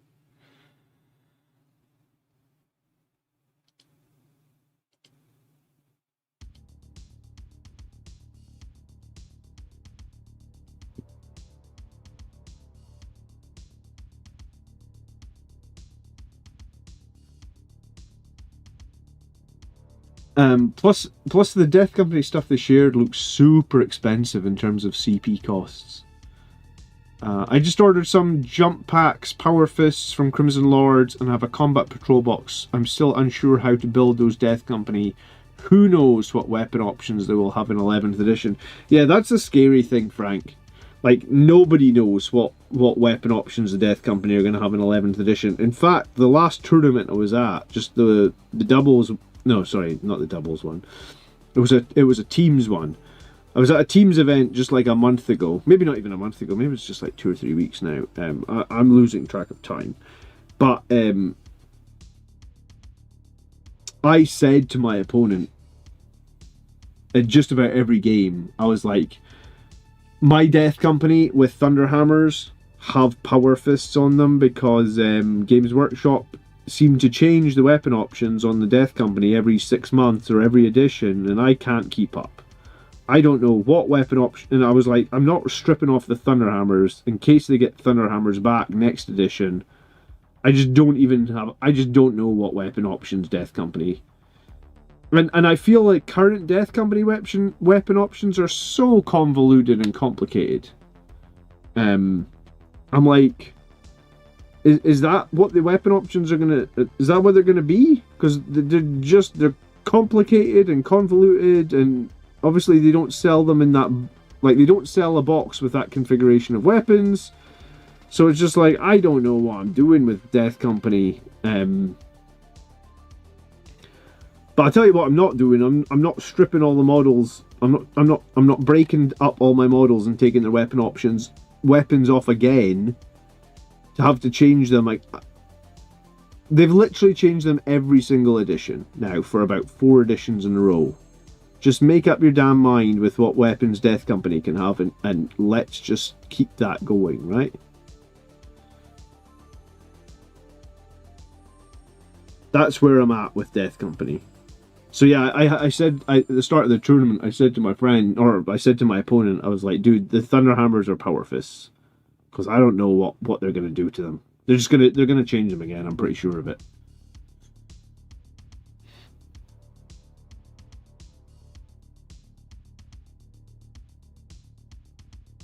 I'd prefer if they would stop changing them, but I'm pretty sure they're gonna change them again.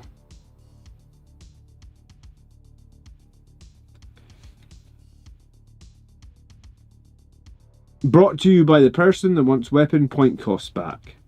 You mean I want weapon point costs back? I just want more flexibility in army building, I think, Marius. But I want some improvements to army list building. In previous editions, I used to sit of an evening and just build army lists, because I feel like there was a lot of customization, there was a lot of little optimizations you could make. I found in 10th edition I just didn't do that at all. So it was like a whole part of the hobby that I quite enjoyed, which was like sitting around like theory crafting army lists, just became like a lot more sterile, I guess. Like there's just a lot less you could do there.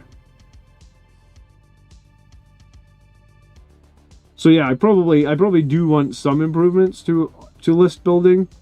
Whether it is granular weapons on every single model is another question, I guess, right?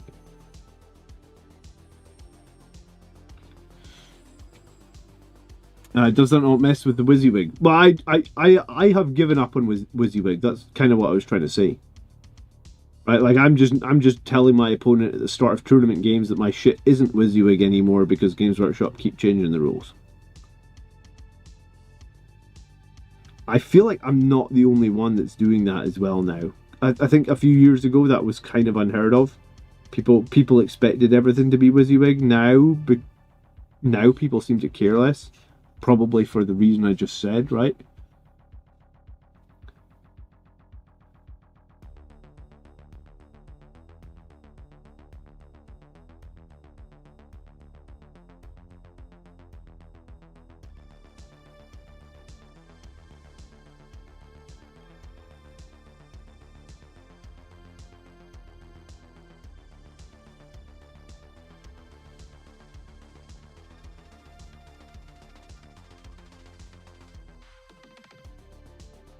But yeah, they're making it too hard to keep up by changing the weapon options on squads every edition. It's like, just tell us, just make up your mind on what that squad can have, right?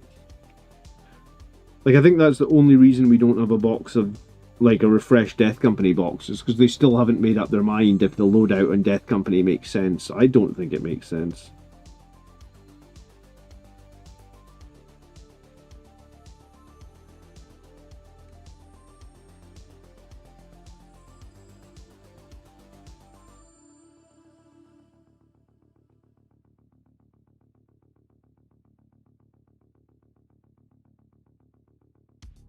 Because Death Companies sort of break the conformity of all the other units. At the moment, anyway. Because every other Primaris unit is like, you know, you can take one weapon on the Sergeant, you can take one pistol on the Sergeant. It's very sterile. And then Death Company are just like, you just take all this random shit. And no one can remember it. And like, there's Reddit posts about it because people are confused about what the Death Company can even equip.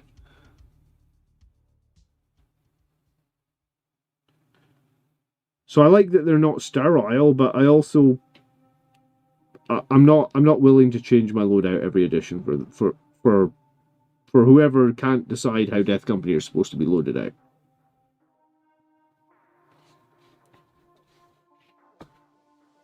You're making me magnetize more arms?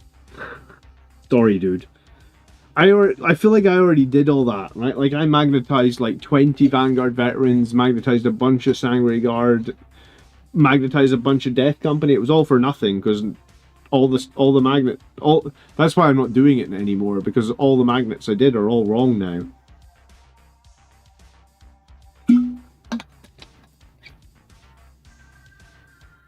That Death Company is what killed my Blood Angels project. I built and painted one unit, then noped out.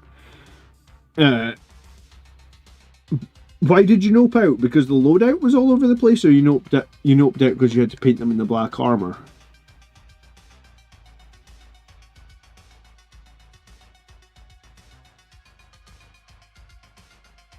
I'm sorry it killed your project. That's sad.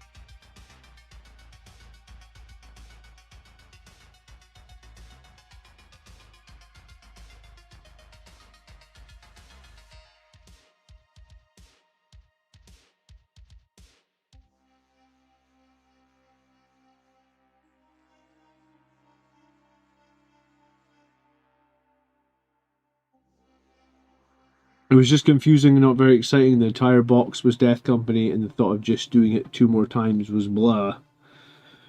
Yeah, I mean, I think they would have been better if they'd just done something like every Death Company gets an Eviscerator. I was happy that they gave them Eviscerators. Because I feel like it was ages since we had, like... I think we used to get... Well, we used to get Eviscerators on the Salt Marines, didn't we? So I was pleased that they gave them Eviscerators, but I thought that they should have maybe... Like, if they were going to try and do something, they should have just been like, ah, fuck it. Death Company, everybody gets an Eviscerator. Big, massive chainsaw, fits the lore. You know, like, they don't even really need pistols, do they? They don't do any damage with their bolt pistols anyway. Just give everyone an Eviscerator and be done with it. 2-handed Eviscerators, kind of like Repentia from Sisters of Battle. I'd have been more on board with that than the sort of, I guess, the jerry-rigged squad that we got. Where, like, I think you're allowed 3 Power Fists and 2 Eviscerators and then 5 guys with chainsaws. I mean, it's not that confusing, but the way it's written on the datasheet is crazy confusing. Like, the wording on that datasheet is horrific. I feel like a lot of people, newer players, just have no idea what that unit is supposed to be.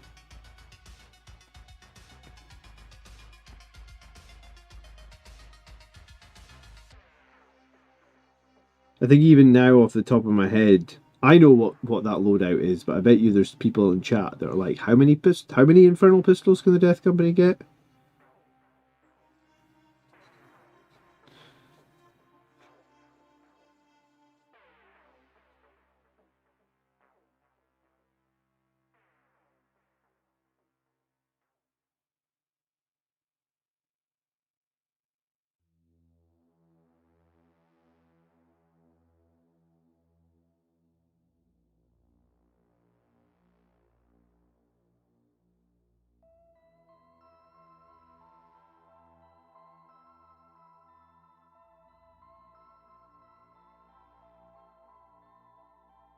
You know, it's quite often when I decide to paint like a vehicle,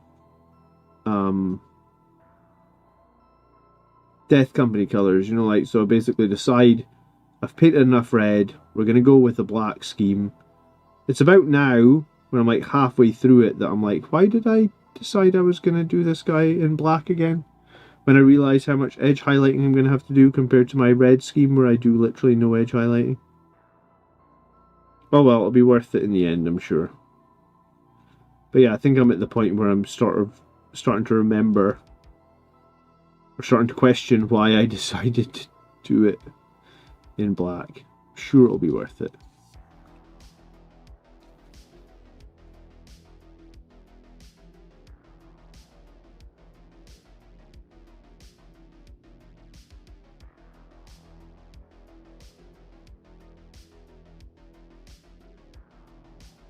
Dry brush?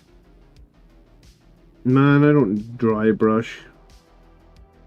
I probably should, but I do my edge highlighting by hand.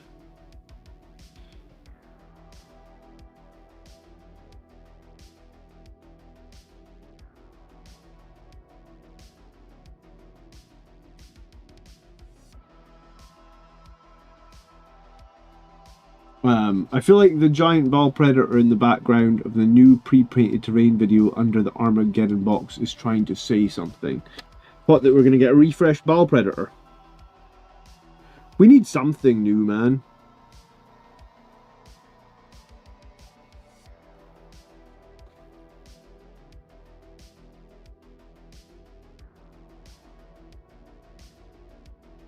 I feel like if I had to choose, though, I'd probably try and choose a refreshed Librarian Dreadnought, because I feel like that was criminal losing him.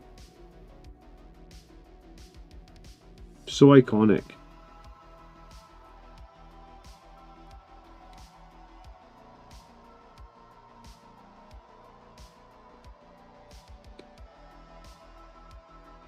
Hey friends, I finally got around to finish Astrath this weekend. I'm going to run him and Lamartas each with a 10-man. It's going to be fun. Well, good luck. 20 Death Company. You have to go aggressive if you're going that many. Because I feel like they just get picked off if you don't go crazy aggressive. So you've got to go aggressive, bro.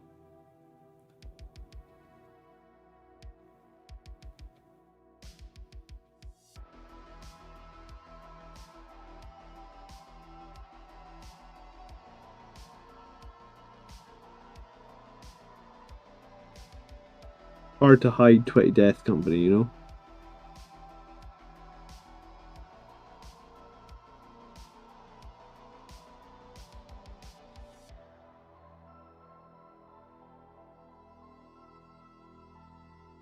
Ultramarines need a vehicle. We've never had one. Have you not? You've never had a chapter-specific vehicle.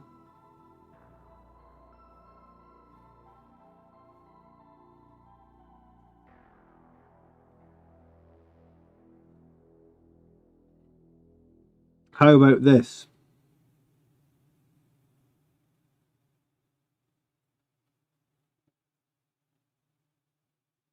Let me get my let me devise something here. I'm thinking. How about I've got it. How about this, Marius? Ready? How about a Gladiator Lancer with Tank Commander Marnius Calgar? Or how about, even better, Marnius Calgar in Gladiator Lancer armor?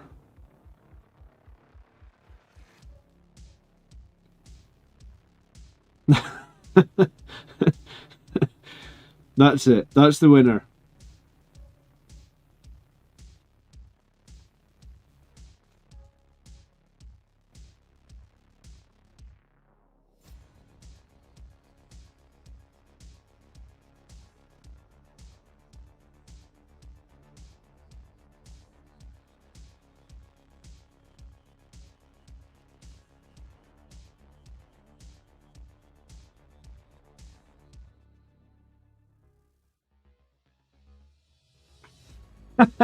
Marnius Calgar and Katos Sakari biking top of a Land Raider. Yeah, I like the other one. Marnius Calgar in Saturnine Dreadnought armor, and then we're talking dual wielding las cannons. Yeah,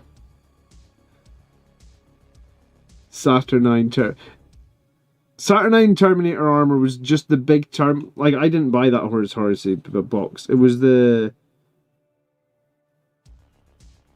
Terminator armor was separate to the Terminator Dreadnought, right?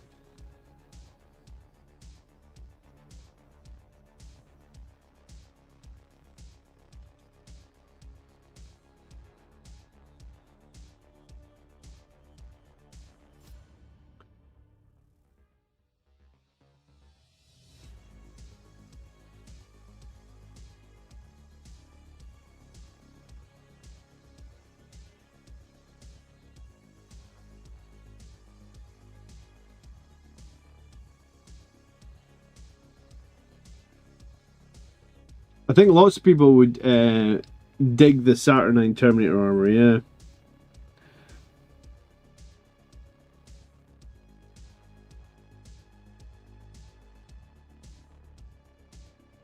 I thought they looked cool when they announced them, but I lost all interest in Horus Heresy when they stopped making the rules cross.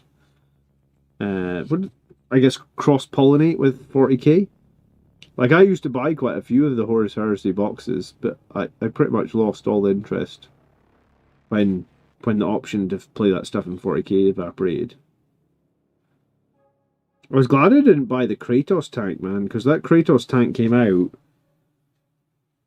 sort of made a splash in the water. I actually I went to a tournament where a Blood Angels player had a Kratos tank. And then before you know it, the Kratos tank was like slapped into Legends with everything else, right?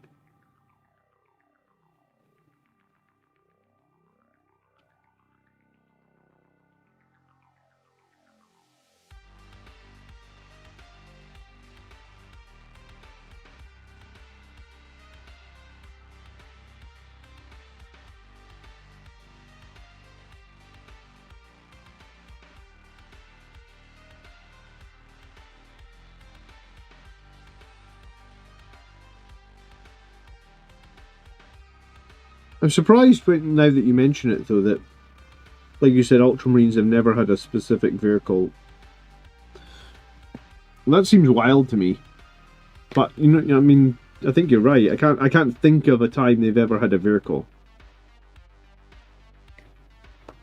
I mean, I guess they, you know, every single vehicle back in the day was painted Ultramarines on the box.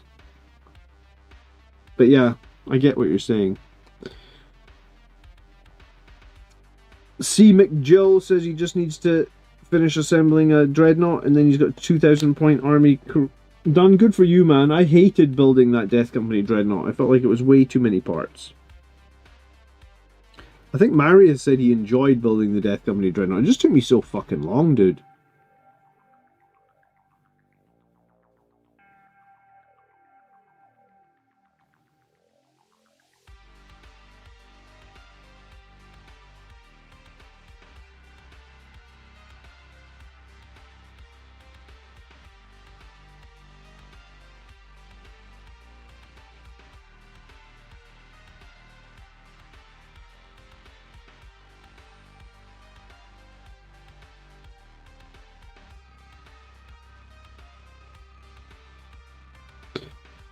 I couldn't post my Brutalis to save my life. Yeah, I've still got an entire Brutalis Dreadnought on sprue, man, because I just couldn't bring myself to build the other one. The first one took so many hours.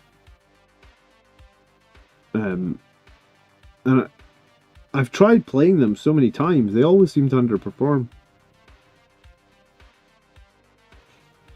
I just wonder if there's too much AP in my meta, because my Brutalises just don't survive. They're so difficult to hide as well, and they're giant bases, right?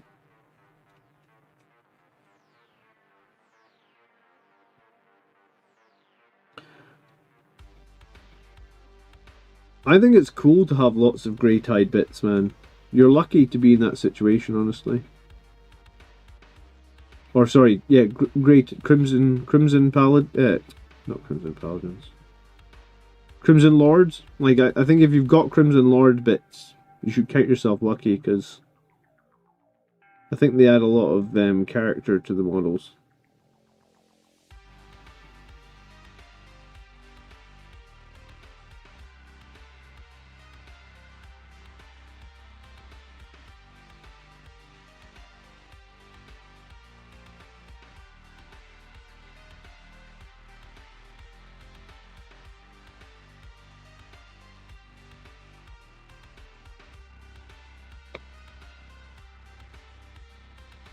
Oh well, we're making some progress on this Dreadnought again.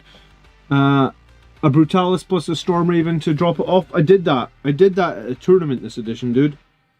I went 1 and 4.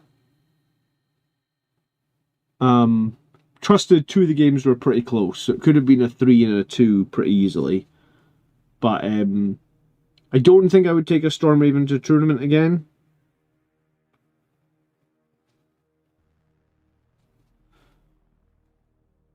The Brutalis... I feel like there's too many things the Brutalis is not good against, right? Like I had a game against in that tournament against Dark Angels. -1 to wound, -1 to save, -1 to damage. The Brutalis went into a squad of like Deathwing Terminators. Didn't even kill a single Deathwing. I felt like it was really, really tragic.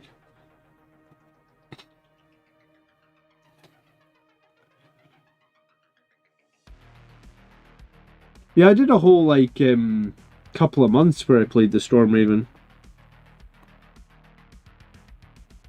It was the Stormraven, Brutalis.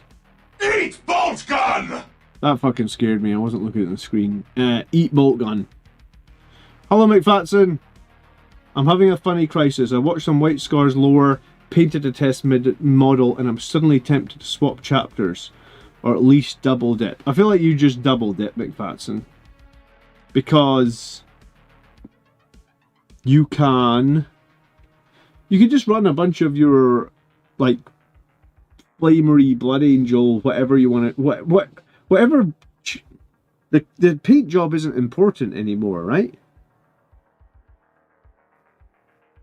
So why don't you just do a squad of White Scar bikes that you enjoy, and when you're building your list, you know, give them a red Blood Angels decal, give them a...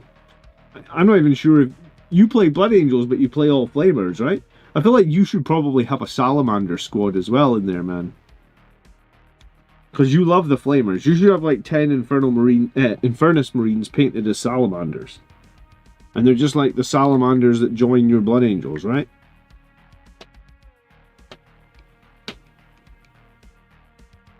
If anyone's allowed to do it, it's you, because you are the resident Flamer expert. No one else likes Flamers as much as McFatson. Thanks so much for the 5, dude. That actually did scare me. I wasn't looking at the screen.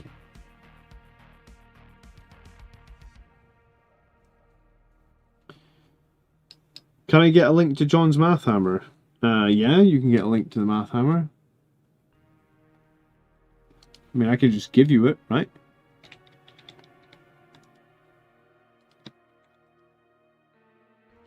Here you go. Just ask. Ask and thou shall receive.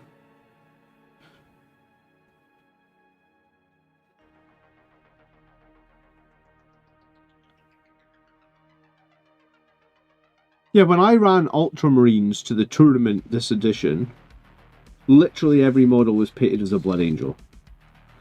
And my Ultramarine characters that I had, because I had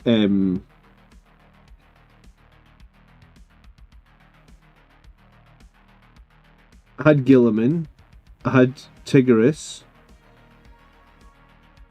Was that the only 2 that I had? I'm trying to think. Yeah, I think I only had the 2. But both my Guilliman and my Tigris are also converted and run as Blood Angels. You're welcome, Red Mist, no problem.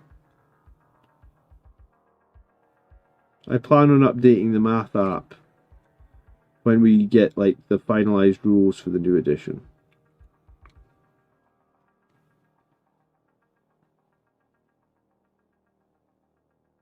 But hey, if you did a test model, and it's a test model and it's something you haven't done before and you really enjoyed it, I would pursue that, man. I mean, this is why I mean, you know, like this is a Ballistus Dreadnought. I mean, this Ballistus Dreadnought came out before you could have a before you could have a Death Company with the Redemptor chassis. Because I think that's what we call this chassis, right? Like, it's a Redemptor chassis. Because, I mean, maybe it has a different name, but I don't know it. So I just call it the Redemptor chassis. But, I mean, I decided, like, before we had the Death Company Redemptor chassis, I'd kind of decided that I was going to do a Death Company version of this. Just for a change. You know, just to switch things up, to keep things fresh, to have something unique. And if that's what helps motivate you, then I say go for it, man.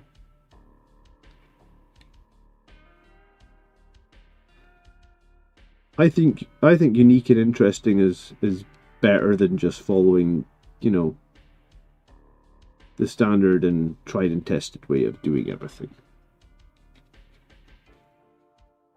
My Blood Angel successor is already green. Cool. Well, can you not have a white squad?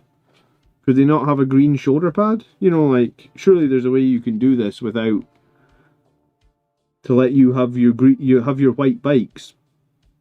Could they have a green go faster stripe on them? You know, like white scars normally have like some red decals. Could you use green ones to tie them into the rest of your army?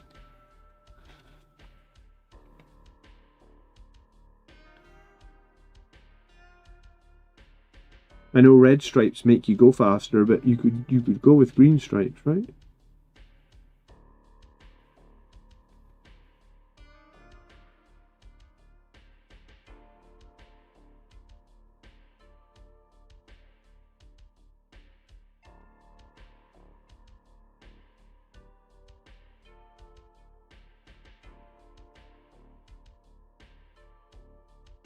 Yeah, I'm gonna update the calculator when we got all the rules for the new edition. Once we get all the rules for the new edition, I might even I might even make a version of the calculator you can just download as like an exe. Because I guess if it's an exe, then you can make your own unit templates and you can save and load profiles more easily. I haven't fully decided. I guess I'll see, right? It might be cool as an exe. If people in chat or if people in the Discord tell me they want it as an exe, I'll do it. It's not that much work.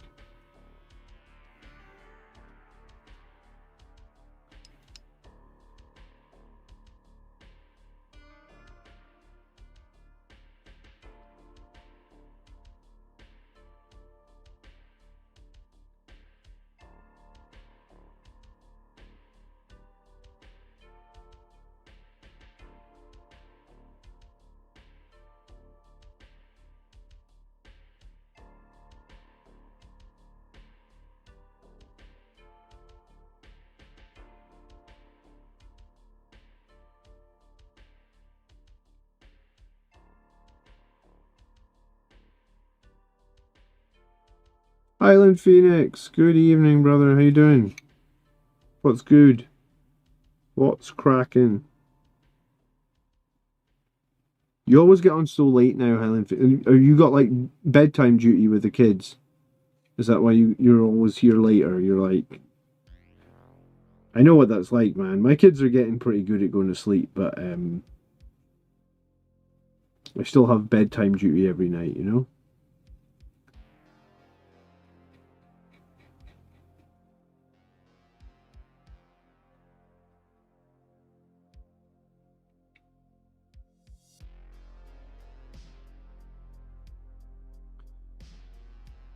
Oh, look, everyone's saying hello to Highland Phoenix. How nice. We are a friendly community here. It's nice to be friendly. I love it.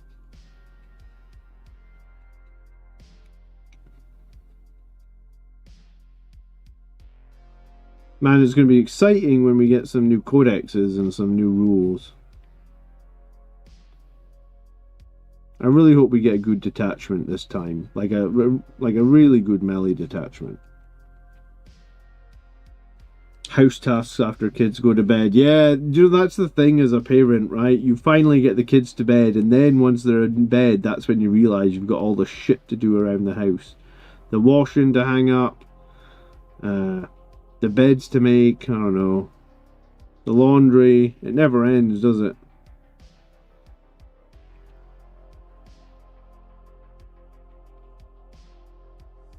We always find that, like, if we ever get any babysitting from our kids, we end up doing housework and shit. It's like we finally feel like we had free time, and the free time just gets the house back into acceptable state for the kids to come back and mess it all up.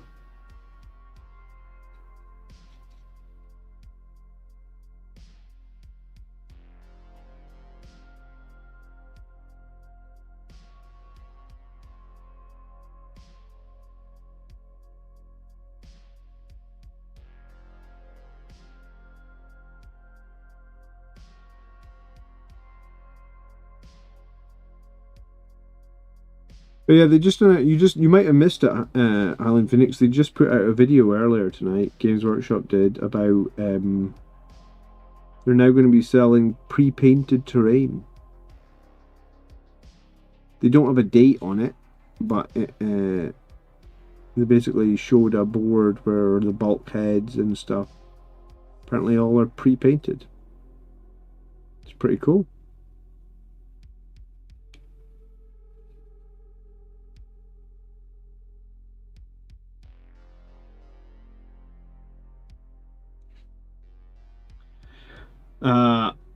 I'm really looking forward to the new Blood Angels Codex. The last two were so disheartening to me. Yeah, I think the 10th edition one was worse than the 9th edition one, honestly.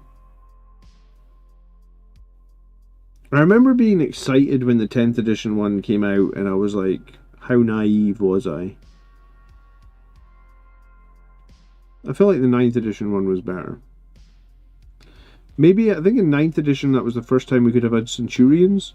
So maybe I was just excited the fact that we could finally have Centurions. We had a lot of new stuff in the 9th edition, and I think at that point we hadn't really lost anything to Legends. Ah, fucking A. Getting tired, just drop the model and get a nice big streak of red paint where I don't need it.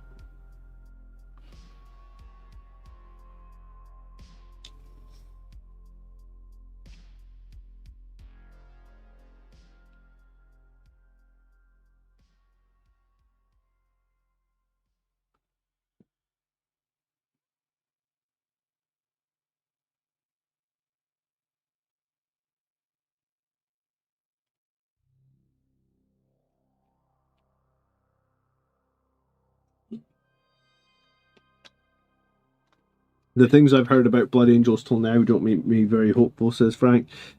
We won't really know, Frank, until we know, you know?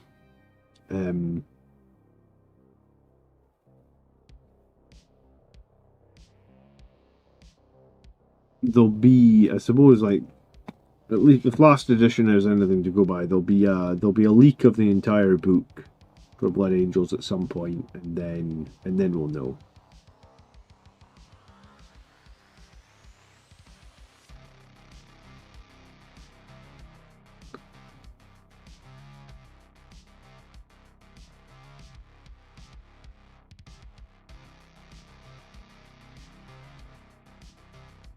They've said we're going to get 3 detachments.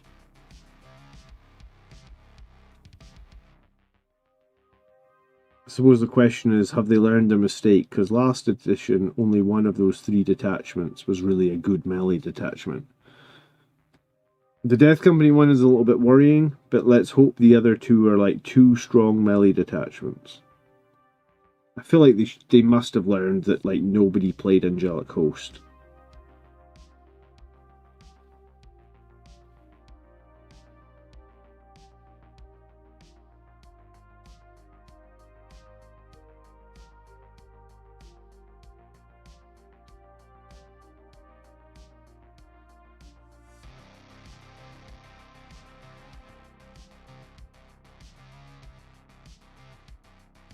It sounds sick if we're going to be able to mix the detachments. Yeah, I mean, that's going to be the most exciting part, I guess. I think that's going to be the part that is like the X factor for army lists, right?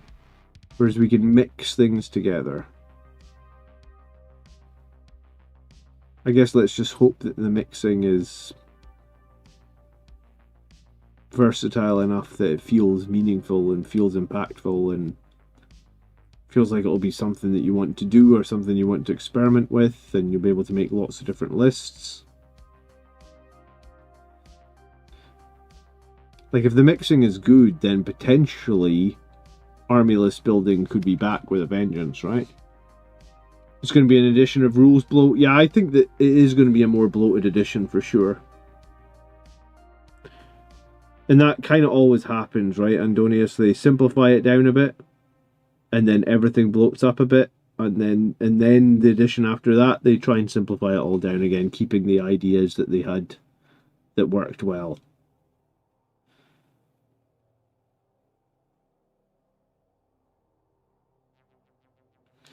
So I suppose we'll just have to see. There's nothing we can do. I want some guy to win a tournament with like Stormlance Blood Angels. Well, I think people will win tournaments with the new mixing detachments.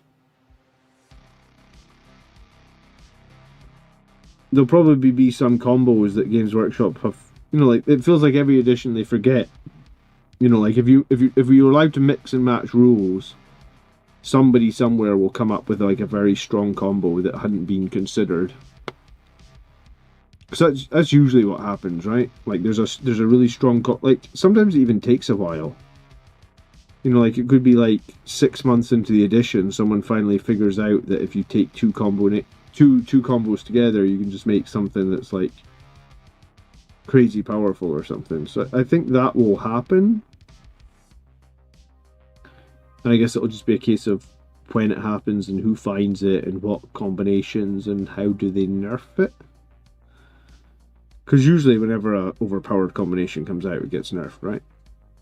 Like that's kind of the MO of 40k, is like the second something comes out, it's super powerful, it gets nerfed. Except if you're Catan, apparently, because they can just stay super powerful for as long as they like. I'm still bitter about Catan, can you tell?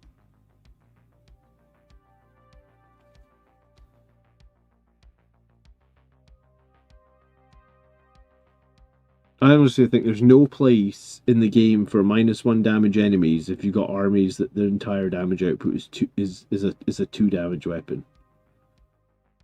And that's what Blood Angels is. Like 90% of our shit is 2 damage weapons. So I think there's no place in the game for a -1 damage army. I just don't think it makes sense.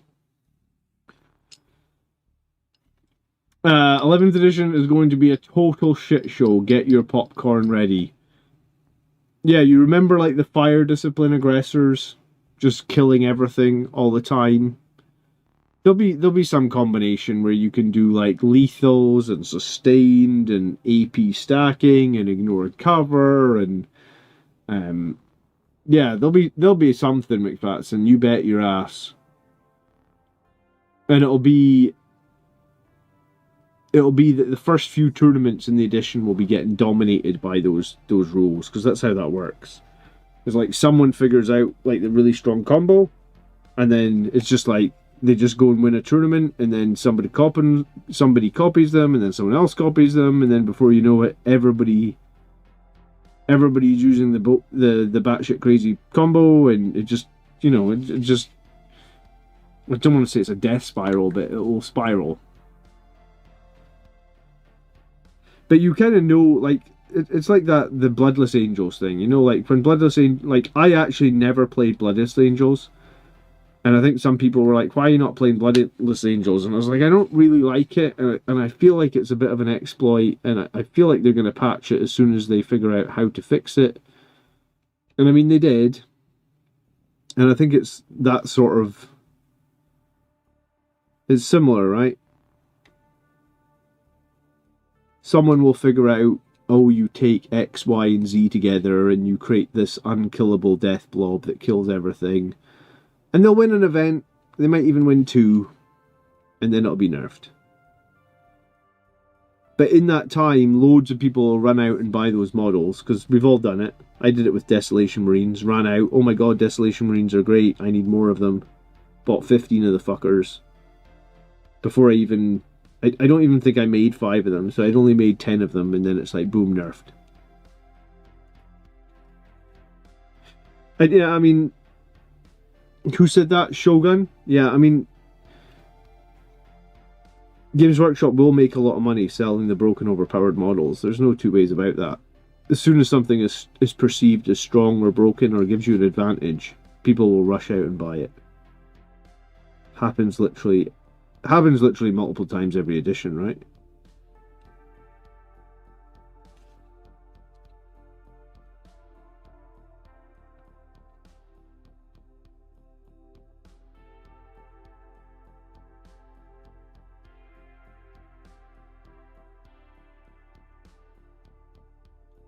Well, I think like another...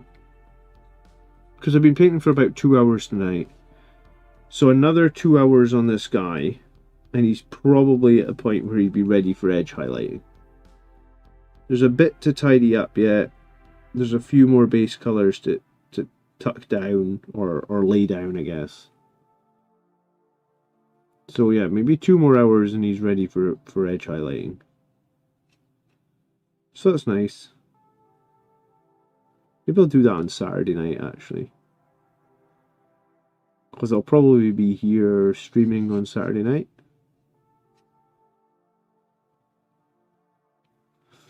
So yeah, maybe that's the agenda for Saturday night. Get this guy ready to be starting the edge highlighting.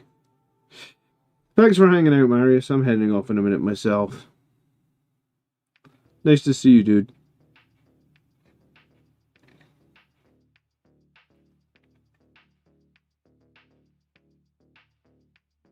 I go get my packed lunch ready for the morning.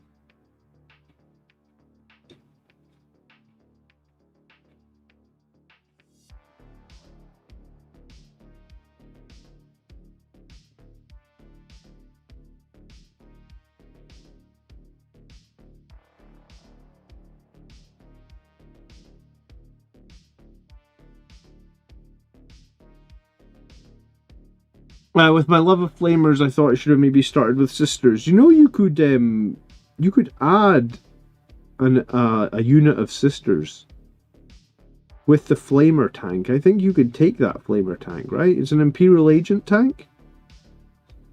The Castigator. I'm surprised you actually haven't added a Castigator to your list, man. Because I'm pretty sure you can take a Castigator and you can take 10 Battle Sisters.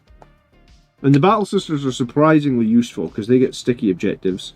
And the Castigator's decent for the points it costs. I played against somebody, I think it was a Dark Angels list, and he had a Castigator and the 10 Sisters. And he used the Sisters to sticky objectives, and then he used the Castigator, kind of like you would use a Ball Predator to, like, flame or overwatch the middle of the board. I feel like it was decent. Maybe more people just haven't done it because it's an allied unit and some...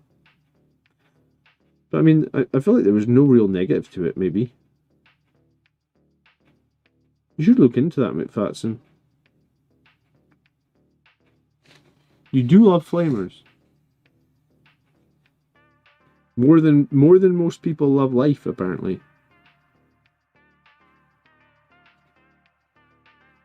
Oh, you don't like holy fire. You only like chem fire. I see. Okay. Yeah, if the flames are too pure, you know, like if they're religious flames, we don't like them. We only like this promethium.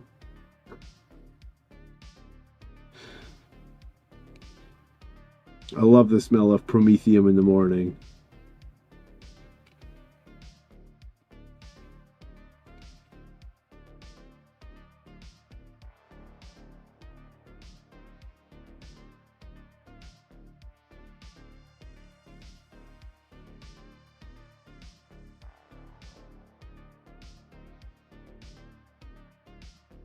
Well, allies stay in 11th edition, though, cause you can do Grey Knight squads as well. Yeah, you can do a squad of Grey Knight Terminators. I can't imagine they would remove the allies completely. I mean, they probably won't remove them until the new Imperial Agent Codex comes out.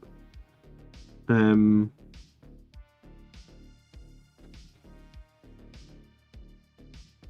mean, I guess here's the thing. I was going to say buy them at your own risk. But I feel like anything you buy with the new edition coming out, there's a little bit of risk in it because they do change stuff all the time. They do change allies. They do change what units can go with what. They changed the Inquisitors. I think they legendsed a couple of Inquisitors last edition as well, didn't they? Because I feel like there was more than... Like, we only have 3 Inquisitors or 4 Inquisitors now. I feel like there was more. So, yeah, there's a sort of inherent risk to anything at this point, maybe.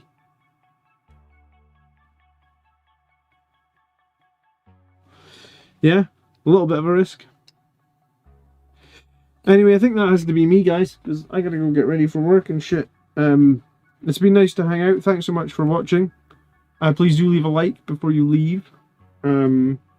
I'll be back Saturday night. I've got a new video coming out on Friday as well about the new heroic intervention and how you can maximize that for Blood Angels, and talking about the other new rules that they've announced. But yeah, I need to finish this Dreadnought. I imagine at some point I'll need a Ballistus Dreadnought in 11th edition, so this is my #1 priority right now. Thanks for streaming. Thanks for the super chat, dude. Thanks for the... We got a gift. We got a new member tonight. Thanks for becoming a member. Mr. Kazumi it was. Thanks to whoever else did the super chat, and you know, just thanks to everybody for hanging out. I appreciate it. It's been, like I said, it's been a bit of a slow burn this month. Next month, hopefully, we're going to get back into live games as soon as possible with all the new rules. Hopefully, I'll maybe do a battle report every week in the new month. And I'm going to buy that AI camera. That's on my list to do. So I want to get the AI camera this month and have it set up. So like the first battle reports for 11th edition, we have hopefully better sound quality and hopefully better video quality. So that's the goal anyway. And like I said, pre-order I think is going to be in about 2 weeks' time. So I guess get your pennies ready for the pre-order if you care about the new box set. Cool. Have a nice evening, guys. Thanks ever so much for watching. Take care. Good night.